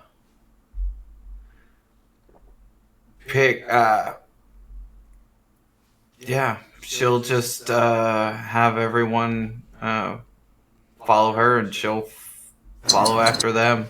The group, I guess. Alright, let's go see what trouble he's gotten himself into this time.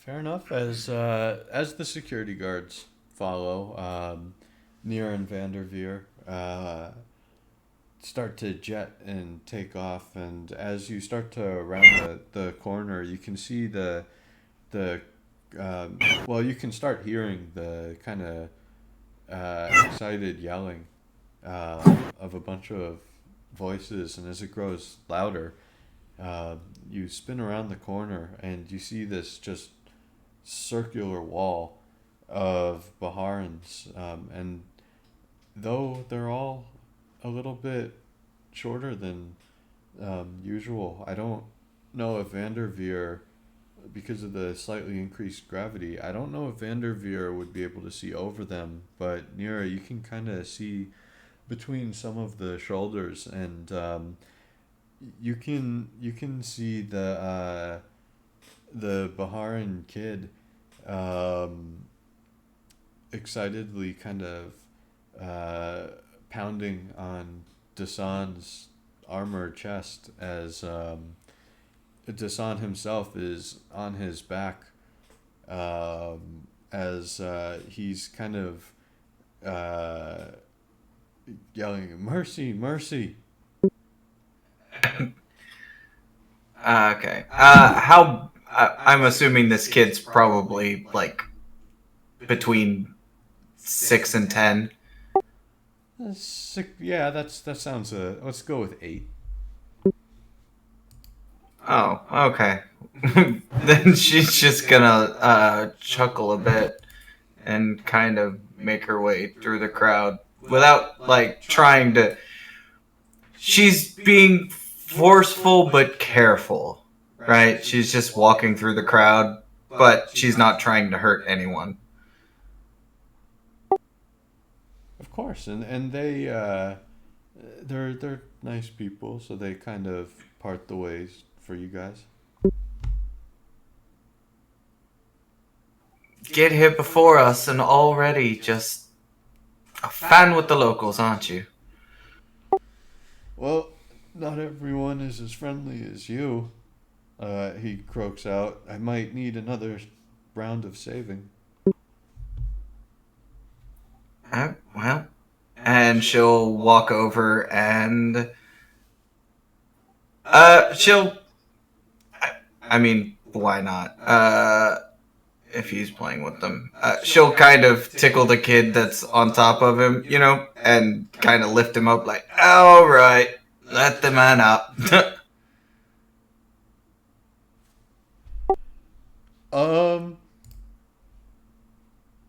Give me either a presence or a fitness with con or command, difficulty 1. But just because there's a kid here, I feel almost obligated. I'm gonna spend 4 threat to raise the complication range to 3. Fair enough. I'm gonna argue, well, it's not a written focus, parenting.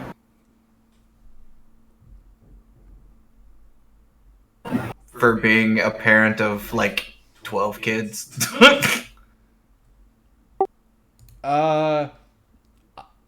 I would say it fits, but I also have counseling, so I'll take the counseling. I'll take the counseling.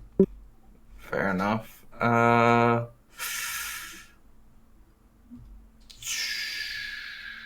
I will spend a threat. And here we go.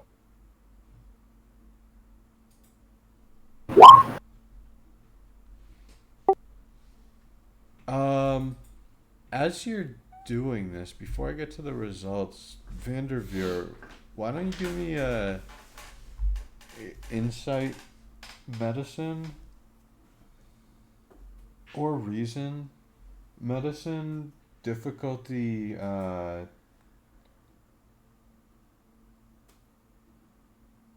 difficulty 3.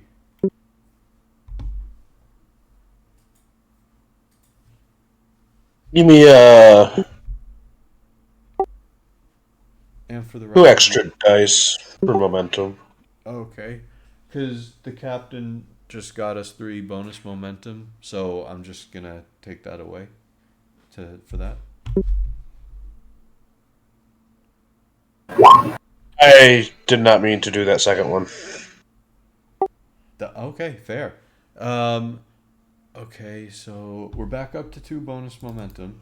Now let me get to the results. As captain, as you start to tickle the kid, um, all of the sudden, you can see him start to react as a typical kid would, and you're tickling like the sides, right? Like the rib cagey area, the typical. Yeah, basically the thing you would do if you were like, Yep. if you were play fighting with your sibling and your parent would like try to get the kid's attention that's on top. Yeah. She forgot to use push to talk, but she agreed. Sorry. So, Yeah. I was using both hands when I was talking, and yeah. What?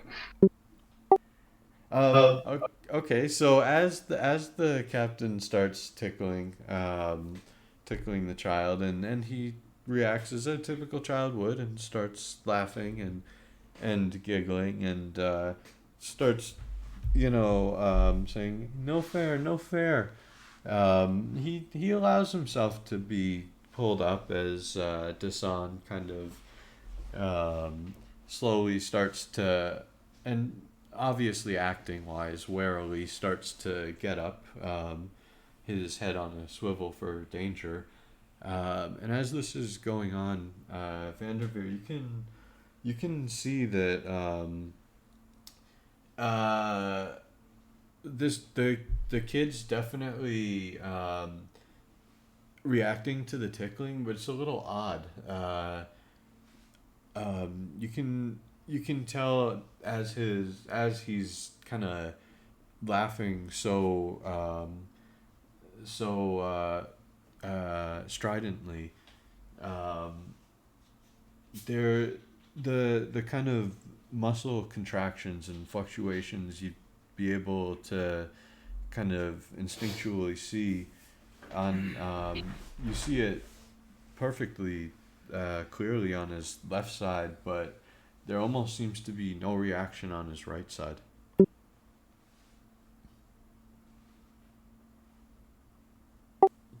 But the kid is lifted off as Dasan gets up, and he looks to you, Captain, and says, well, that seems twice I owe you. Oh, it just comes from a knowledge of knowing your attacker, she says as she kind of like, she does the kind of thing. She's being affectionate towards the child, but not in a creepy way. A skill I would have never thought about, Dasan says with an ironic chuckle.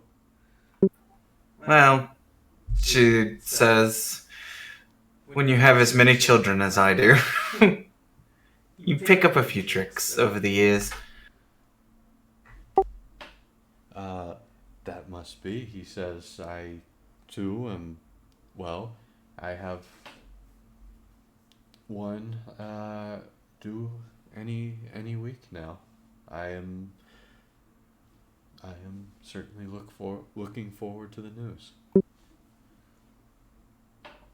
She nods, and with a smirk, she'll softly set the child down on the ground. And you, Mr. Vanderveer, fortune favors us. It's wonderful to see you again.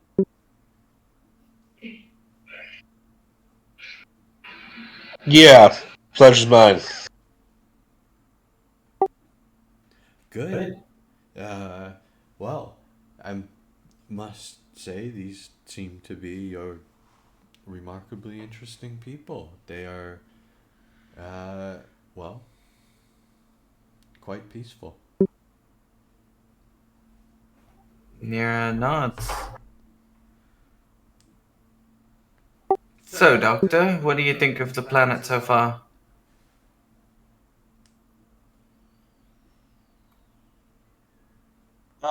It's solid. I like it. Well, it is certainly not the starship, so I'm sure you approve.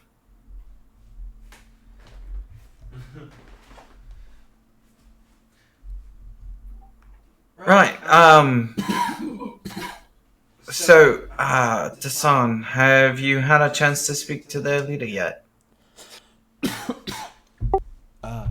That is where I'm just coming from now. He seems like quite the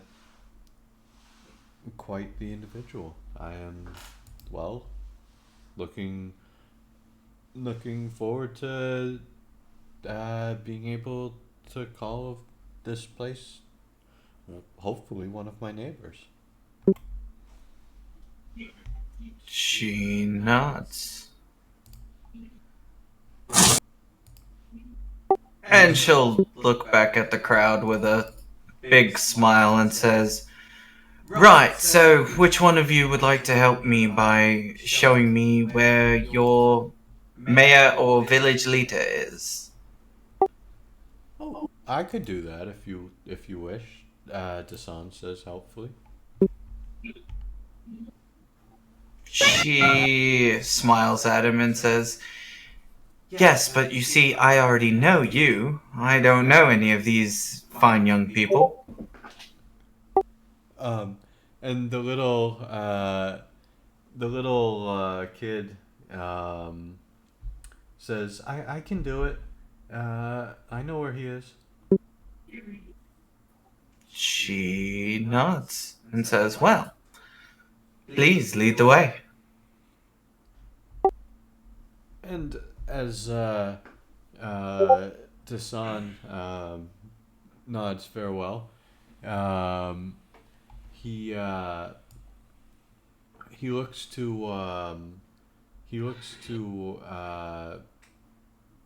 I'm sorry, not he looks to the child says, come on," and he grabs near his hand as he kind of starts pulling you towards the interior of the building. And one thing you do notice is that his strength, his pulling strength, is slightly stronger than a typical 8-year-olds. And I is so sorry. My question is, Hold on. Disregard that strength thing completely. I got two different notes mixed up. I was gonna say, as compared to what? A human child, a Vulcan child. Yes, I got that. Disregard that line completely, please. Okay. And as he pulls you into the door, he looks around a little bit, and as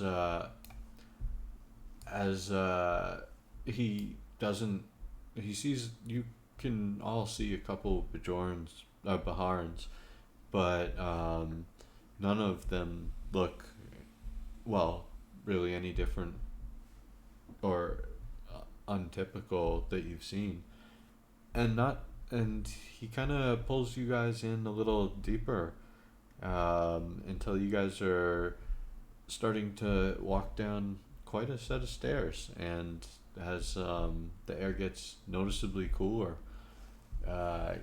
you can see finally the stairs end into a rather big room, as you see two Baharans, and well, the kid starts excitedly shouting, "Kai, Kai, Kai," and you see one of the Baharans start to approach. She'll kind of ruffle the kid's hair, like, "Thank you, I appreciate this," she says. And she'll, I will spend 2 momentum to have, like, a little, like, the equivalent of the, like, captain's wings that pilots on 747s give to little children or whatever. That's fair. You guys actually have 2 bonus momentum that I kind of forgot about. So I will let you guys use it for other things too. And I'll say you can have that either way, actually, as a penance to myself for forgetting about it. Okay. Yeah, she's just kind of, kind of a like good job thing, and hey, this is a from a different world kind of shtick. Excellent. But before we get into this, let's talk bonus momentum.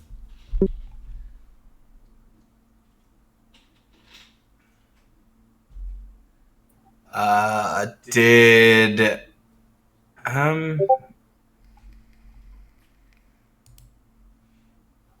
I don't know. Vanderveer, do you have any idea what we can use the momentum for? Nope. Yeah, other than the little trinket, I got nothing. Alrighty, I'll just take it for the trinket, and I'll say the trinket's extra good, as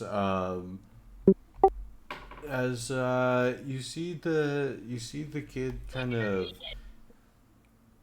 like off-facedly take it, but before before he like does anything else, he quickly looks to the Kai with kind of a questioning glance, and as you see him smile and nod, you can see the kid kind of hug it to his chest, and as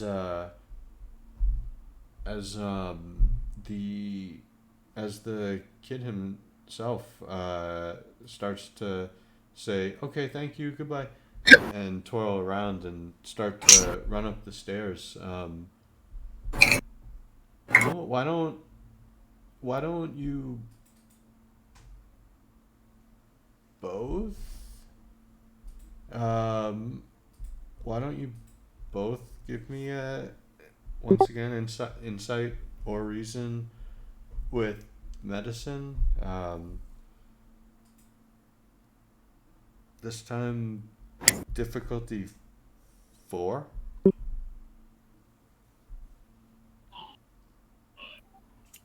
Give me another 2 dice. Yeah, same. I'll use momentum and threat. I'm guessing Vanderveers is using all momentum, Yeah. and Captain. We'll go with the momentum into threat.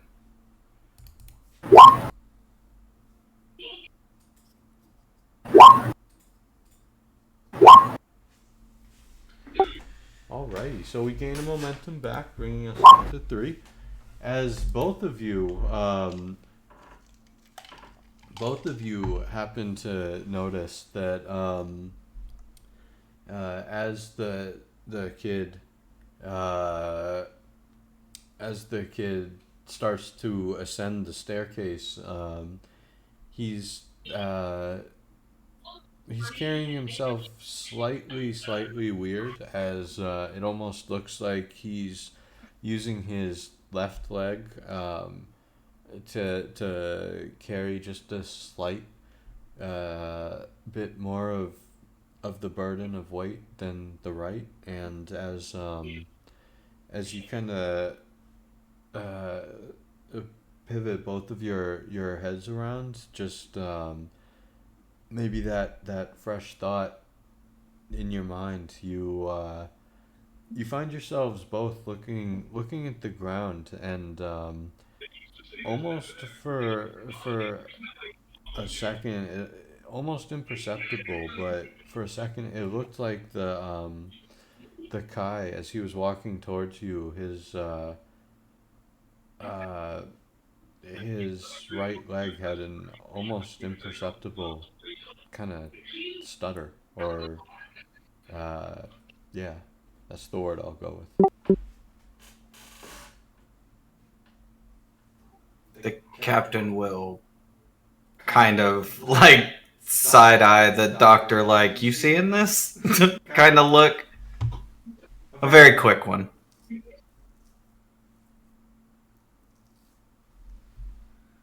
I'll return the look. Other than the Kai, is there anyone else walking around that maybe has this same sort of abnormal gait?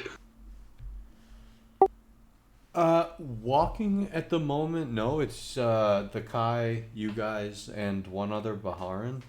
Um, the Does anyone, do the people standing around seem to be favoring one side, like shifting their weight onto a single leg? Like a Maybe leaning? flamingo? The only other Baharan is presently he's near what appears to be an ark on top of a bit of like kind of a pedestal, and he seems to be cleaning the pedestal, and well, he certainly appears to be using his left arm. Uh, I guess his body is bent slightly a bit to favor his left side. Well, I know in the captain's head she's thinking some kind of sclerosis mixed with a stroke.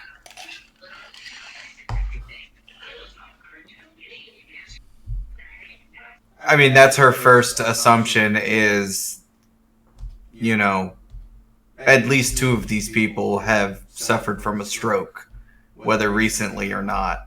But Being that one of the affected is a child, stroke is probably not on Vanderveer's mind, but definitely some sort of neurological condition.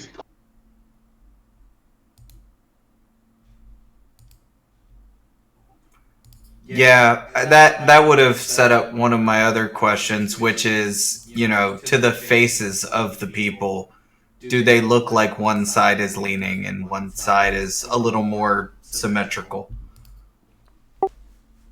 That would be um, that would be a no.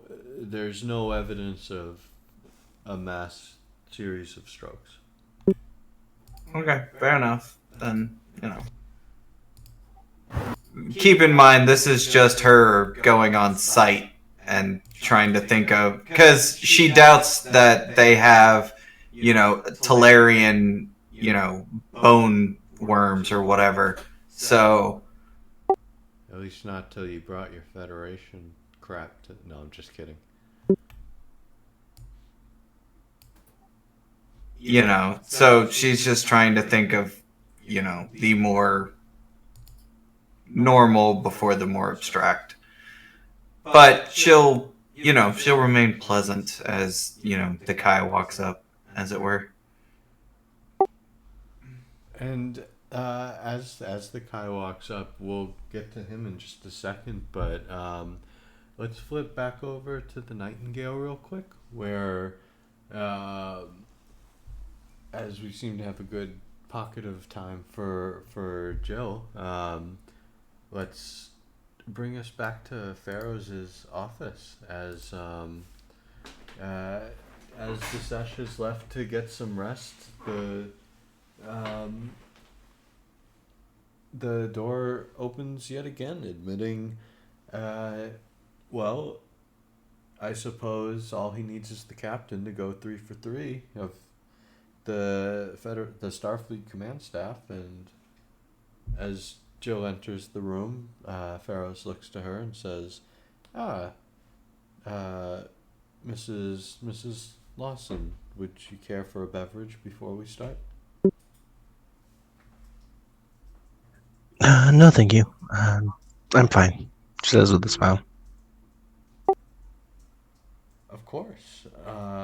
Please have a seat and allow us to allow us to begin. You look disheveled. It's been a busy week. And do I? Mm. She'll quickly try to finger comb her hair. Well, perhaps that was the wrong word to use. Please, please, no need for that. Uh, I meant to say, you look weighted. And please, that was not a slight. She'll nod and just relax in the chair. Well, I was asked to be here by the captain, so she shrugs. Here I am. I know, he says, I was asked to be here by Starfleet, the Starfleet Medical, and, well, you'd think they'd assign someone a little bit better. You've been in here 30 seconds and have already made 2 blunders.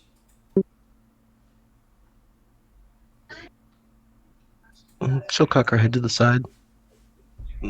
What was the second one?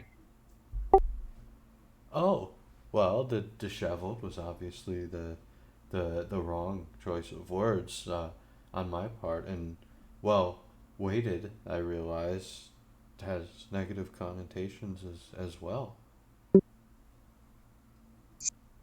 Well, at least I'm more confident in my appearance than that. And then, is it just your appearance you have confidence in, or is it not yourself as well?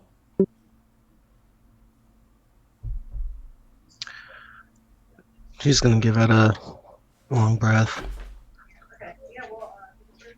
I'm confident in my ability. As far as personally, well, I don't know. How would you feel if you grew up all your life believing yourself blind, and then all of a sudden you're able to see things? I'd probably catch a movie or two. See what all the fuss is about. And she'll shrug and shake her head. Well, that's not important here. Why? The reason why I was asked here is because of what we've encountered in the last week. Have you seen Desesh yet, or not?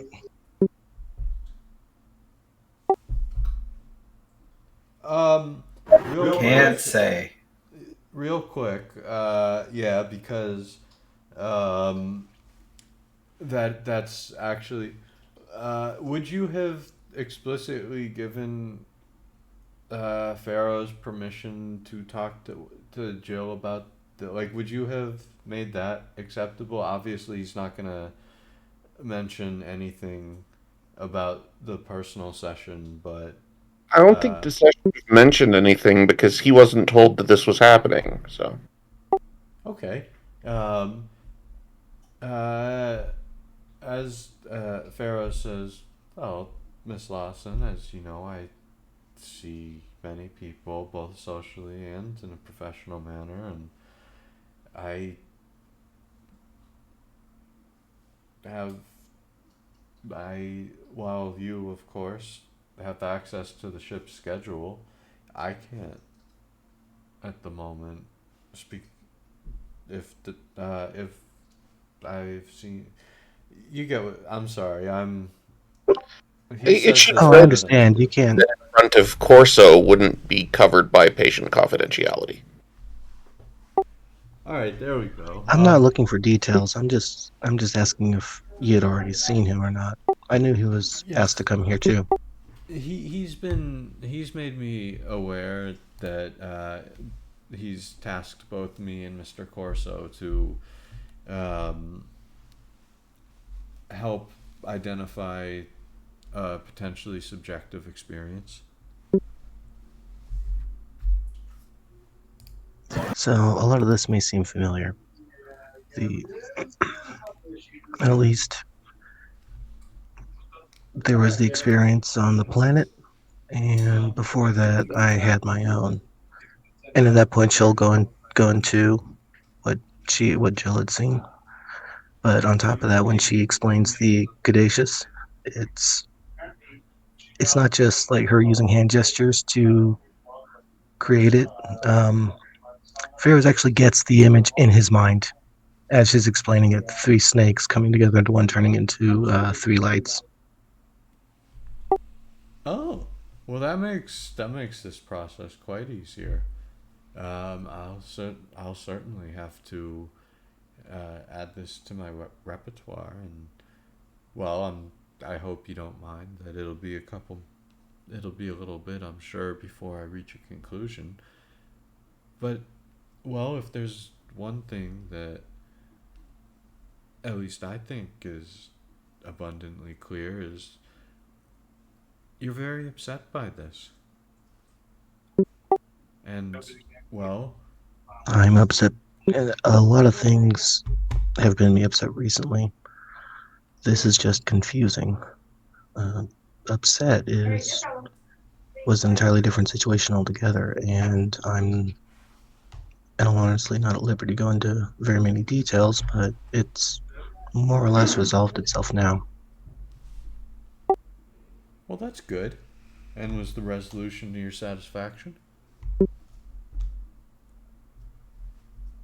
No, but it was close enough for me to accept it. Nodding, he says, well, that's not the best we can hope for, I'm sure, but it seems like you're okay with this, so I don't think that's a matter that we have to delve too deeply into. However, it's clear that, uh, well, actually, just it's clear that you're.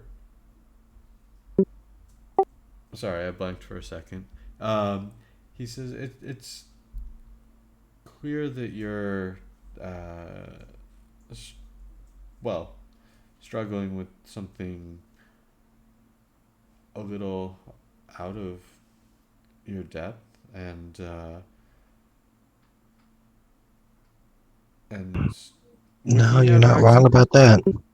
Would he have access to your medical reports? That would be up to the doctor, but the baseline stuff, the normal health checkups, yes.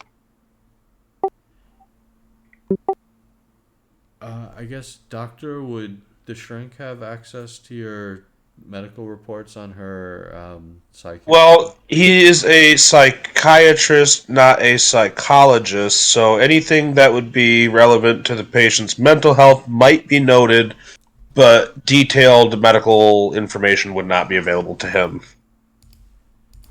You actually have it backwards, I believe. Psychologist can't prescribe, psychiatrist can. Yeah, I misspoke. My bad. The shrink is not a.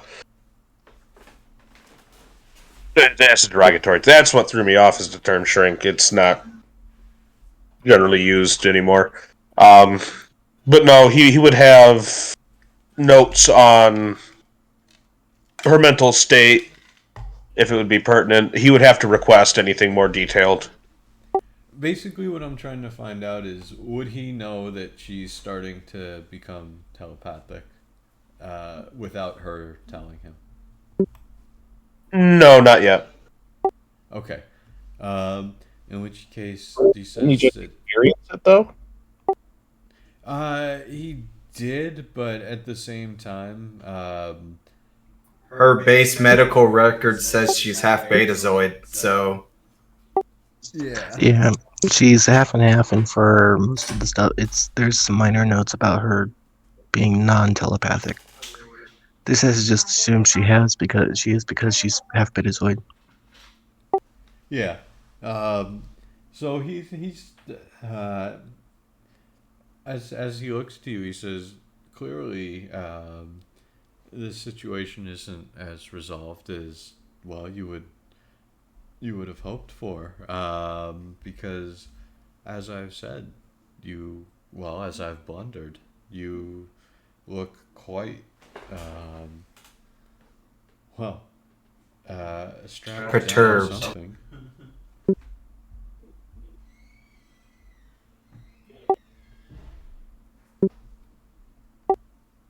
And I do understand that these visions can be exceedingly frightening. But, well, the fact of the matter is, you have a vision almost every night, do you not? Well, yes, but daydreaming usually doesn't wind you up in sickbay, or with the potential, with mm, a possibility of being so screwed up that you end up in a coma. At least that's what I've been led. At least that's what we've been led to think is a possibility that could happen. And then come to find out, if I'm just starting to learn that my empathy is developing, then that does lead to a lot to think about. And yes, it is disturbing. It's downright terrifying to think of, what else could happen. What do you mean your empathy is developing? He says, questioningly. You've been in Starfleet for a long time. I would have thought you would gain that quite some time ago. She shakes her head. I've been psionically mute until apparently last week.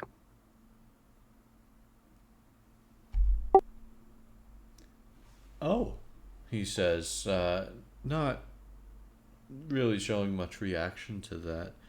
Well, that's an interesting detail to add to the rest of them, isn't it? In fact, well, given Mr. Now, I hesitate to completely solidify this thought because I do not want to make light of Mr. Desesh's faith. Well, I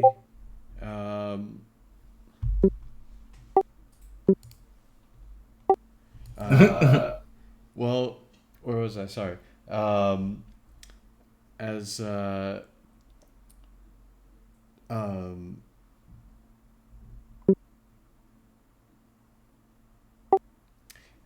if as It's okay, from Doc. It's okay. I understand. Just say it. as he says, from what I understand, these orb experiences themselves are highly subjective, and well, quite frankly, if a lot of this had been on the commander's mind, and well, as you say, you're simply spontaneously developing this ability which you have no basis in or ability to control, at least not yet. Is it possible that some of his own thoughts might have been received, causing you to experience this and thus influencing his own experience as well? If that was the case, why would have I had my experience almost the exact same as his? I mean, to a 90% accuracy before he had his. Well, as I said, orb experiences are subjective, and well, if you ask me, I've never had one myself, but I know a lot of out of body experiences tend to magnify one's own inner turmoil and put it on display. So, is it possible that we have a situation where you managed to tap into some of that and and perhaps one situation fed the other situation, which fed the other. That's simply the most rational that I can think of.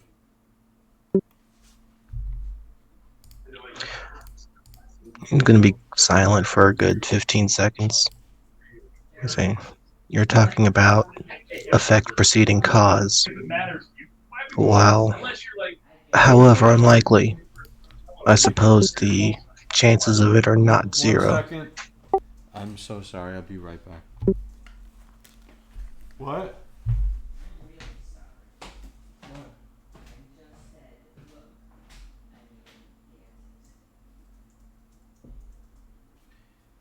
If I remember correctly, Lawson described to Disesh what she saw before he had his orb experience. So, following Pharaoh's logic, because Lawson had her vision and described it to Disesh, when Disesh had his orb experience, it subjectively switched it to, or, subconsciously switched it to what Lawson described. Is kind of what I think Pharaoh's is getting at. Possibly, although that would then imply that it's not Disesh's perception or subjective situation that we should be concerned with, but rather Lawson's. That would also imply that Jill can somehow affect the way the orb presented information as well. Well, I mean, Well, that would the possibility that it's a fake orb. Well, the thing is, though, is if you look at Cisco's experiences with the orb, it took the forms of, what was in Cisco's head. The night that his wife died, the night, that Wolf 359 and all of that. And it played on what was in Disesh's head.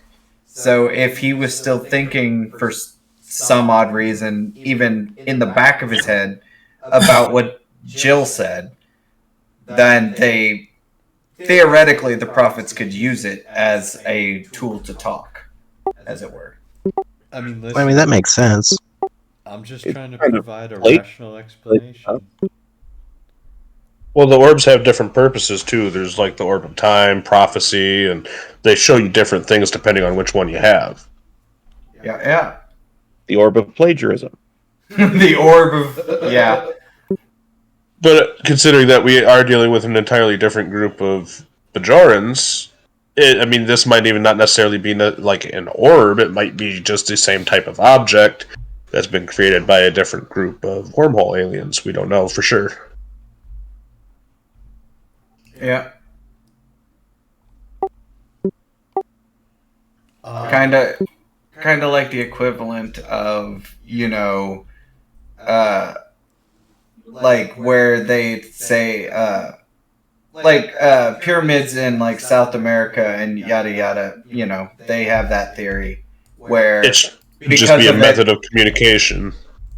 Yeah, well, that and because of like Atlantis, everything is connected in some small way by different design details and whatnot.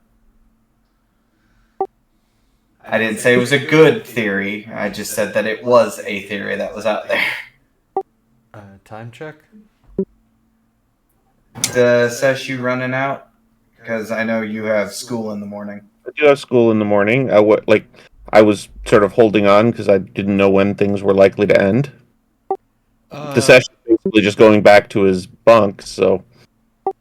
like I said, at this point, I've got hours upon hours upon hours of more content. So, it's really kind of by you guys. I mean, after Jill has her session with Pharaohs, we can deal with the doctor and captain next week, and yeah. Fair enough. Then let us get back into session as and I mean therapy session, not D&D session, as Pharaoh's having just offered this, well, at least in my mind and his, incredibly rational explanation. He looks to you to kind of see how you absorb it.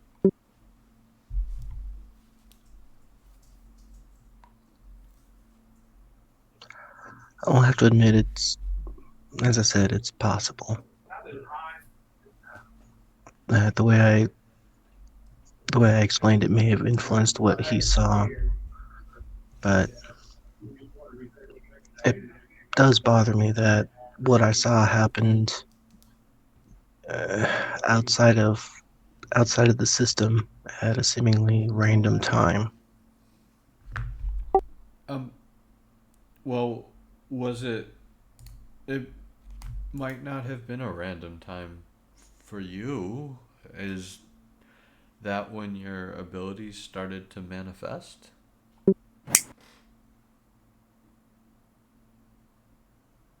I don't know.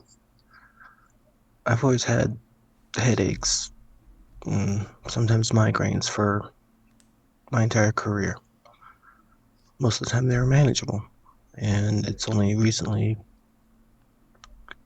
gotten more frequent. I wish I could say for sure if that was the catalyst or not. Is it possible that it happened because it started developing, or maybe it started developing because it happened? Right now, I can't say if I'm sure. I can't say either way. Well, I found that I'm not a huge fan of, well, blaming something as random.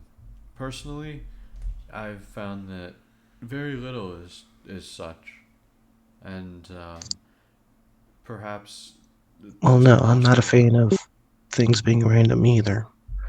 You can usually trace something to a point of origin, and as easy as it would be to say that that started it, well, then what caused it? And if it was something else that started it and it allowed this to happen, then what happened after that? Was I genetically predisposed to have this happen at a later time in life? It. Mm, she shakes her head. Do you wish this wasn't happening?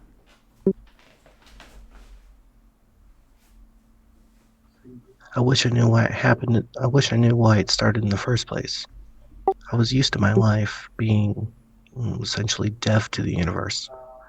And now that I'm starting to hear more, and by the way, your calm analytical presence is not exactly helping, but I can get through it. Would you prefer I become angry? I prefer not to be hearing anything at all, but I don't exactly have a choice in that matter now, so she shrugs. Well, of I'm just course gonna have you to learn do. to live with it. If you truly didn't want it, could you not simply have the doctor prescribe something to deaden the issue? And run the chance of it affecting my performance? Uh, no. I'd rather not put my career at risk again. What's the point of having a great career if you can't enjoy it?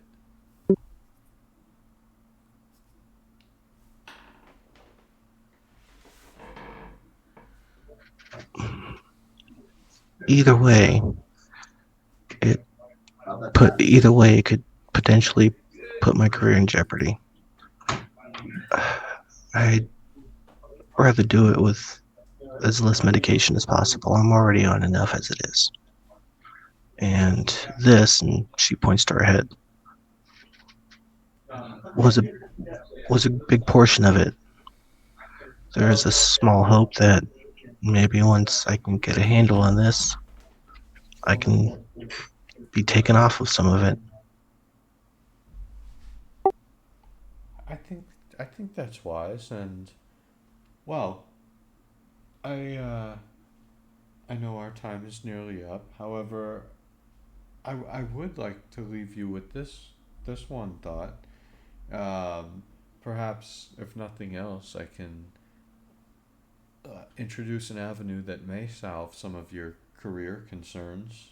But if I understand correctly, and I've seen your record, and most notably, I've seen your recent record. But if I understand correctly, you were handpicked to command a position that is well outside the normal that the typical Starfleet officer is asked, and well, it doesn't, that to me, reading between the lines, doesn't exactly seem like a hiccup or a hurdle along a career path.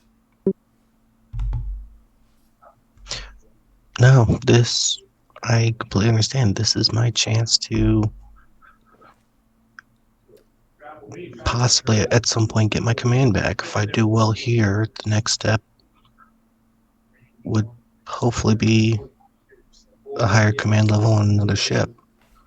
I'm trying not to screw this one up.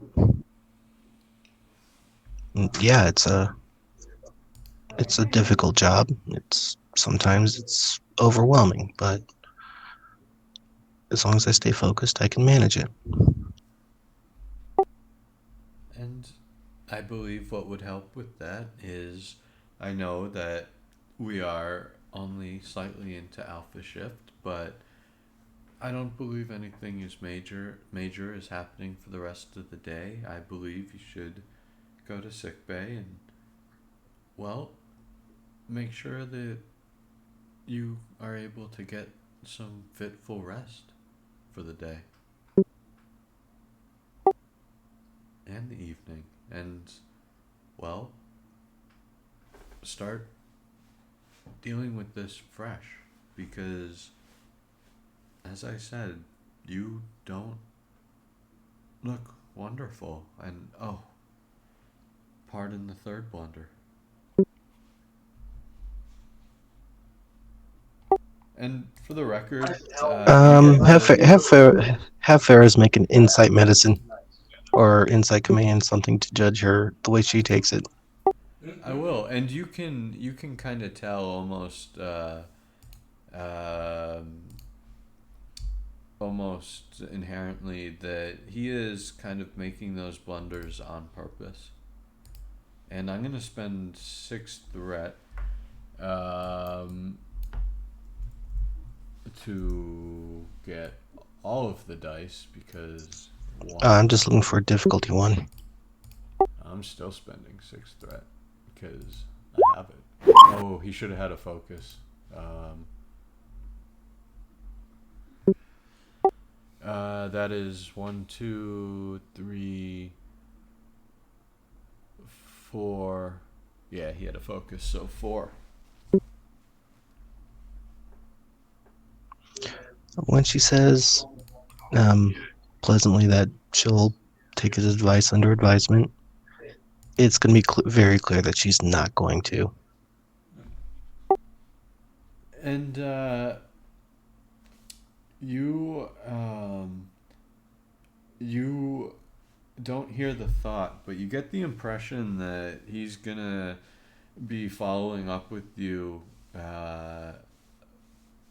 quite sooner than the, you know, kind of a standard weekly amount, probably within the next day or two.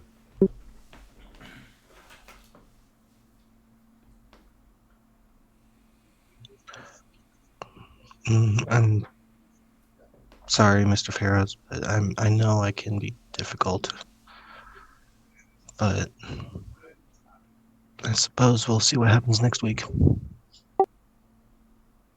Or perhaps sooner, Miss Lawson, and worry not about your difficulty. If nothing else, I consider it job security. She'll not. If you see the need to have an appointment sooner, then very well.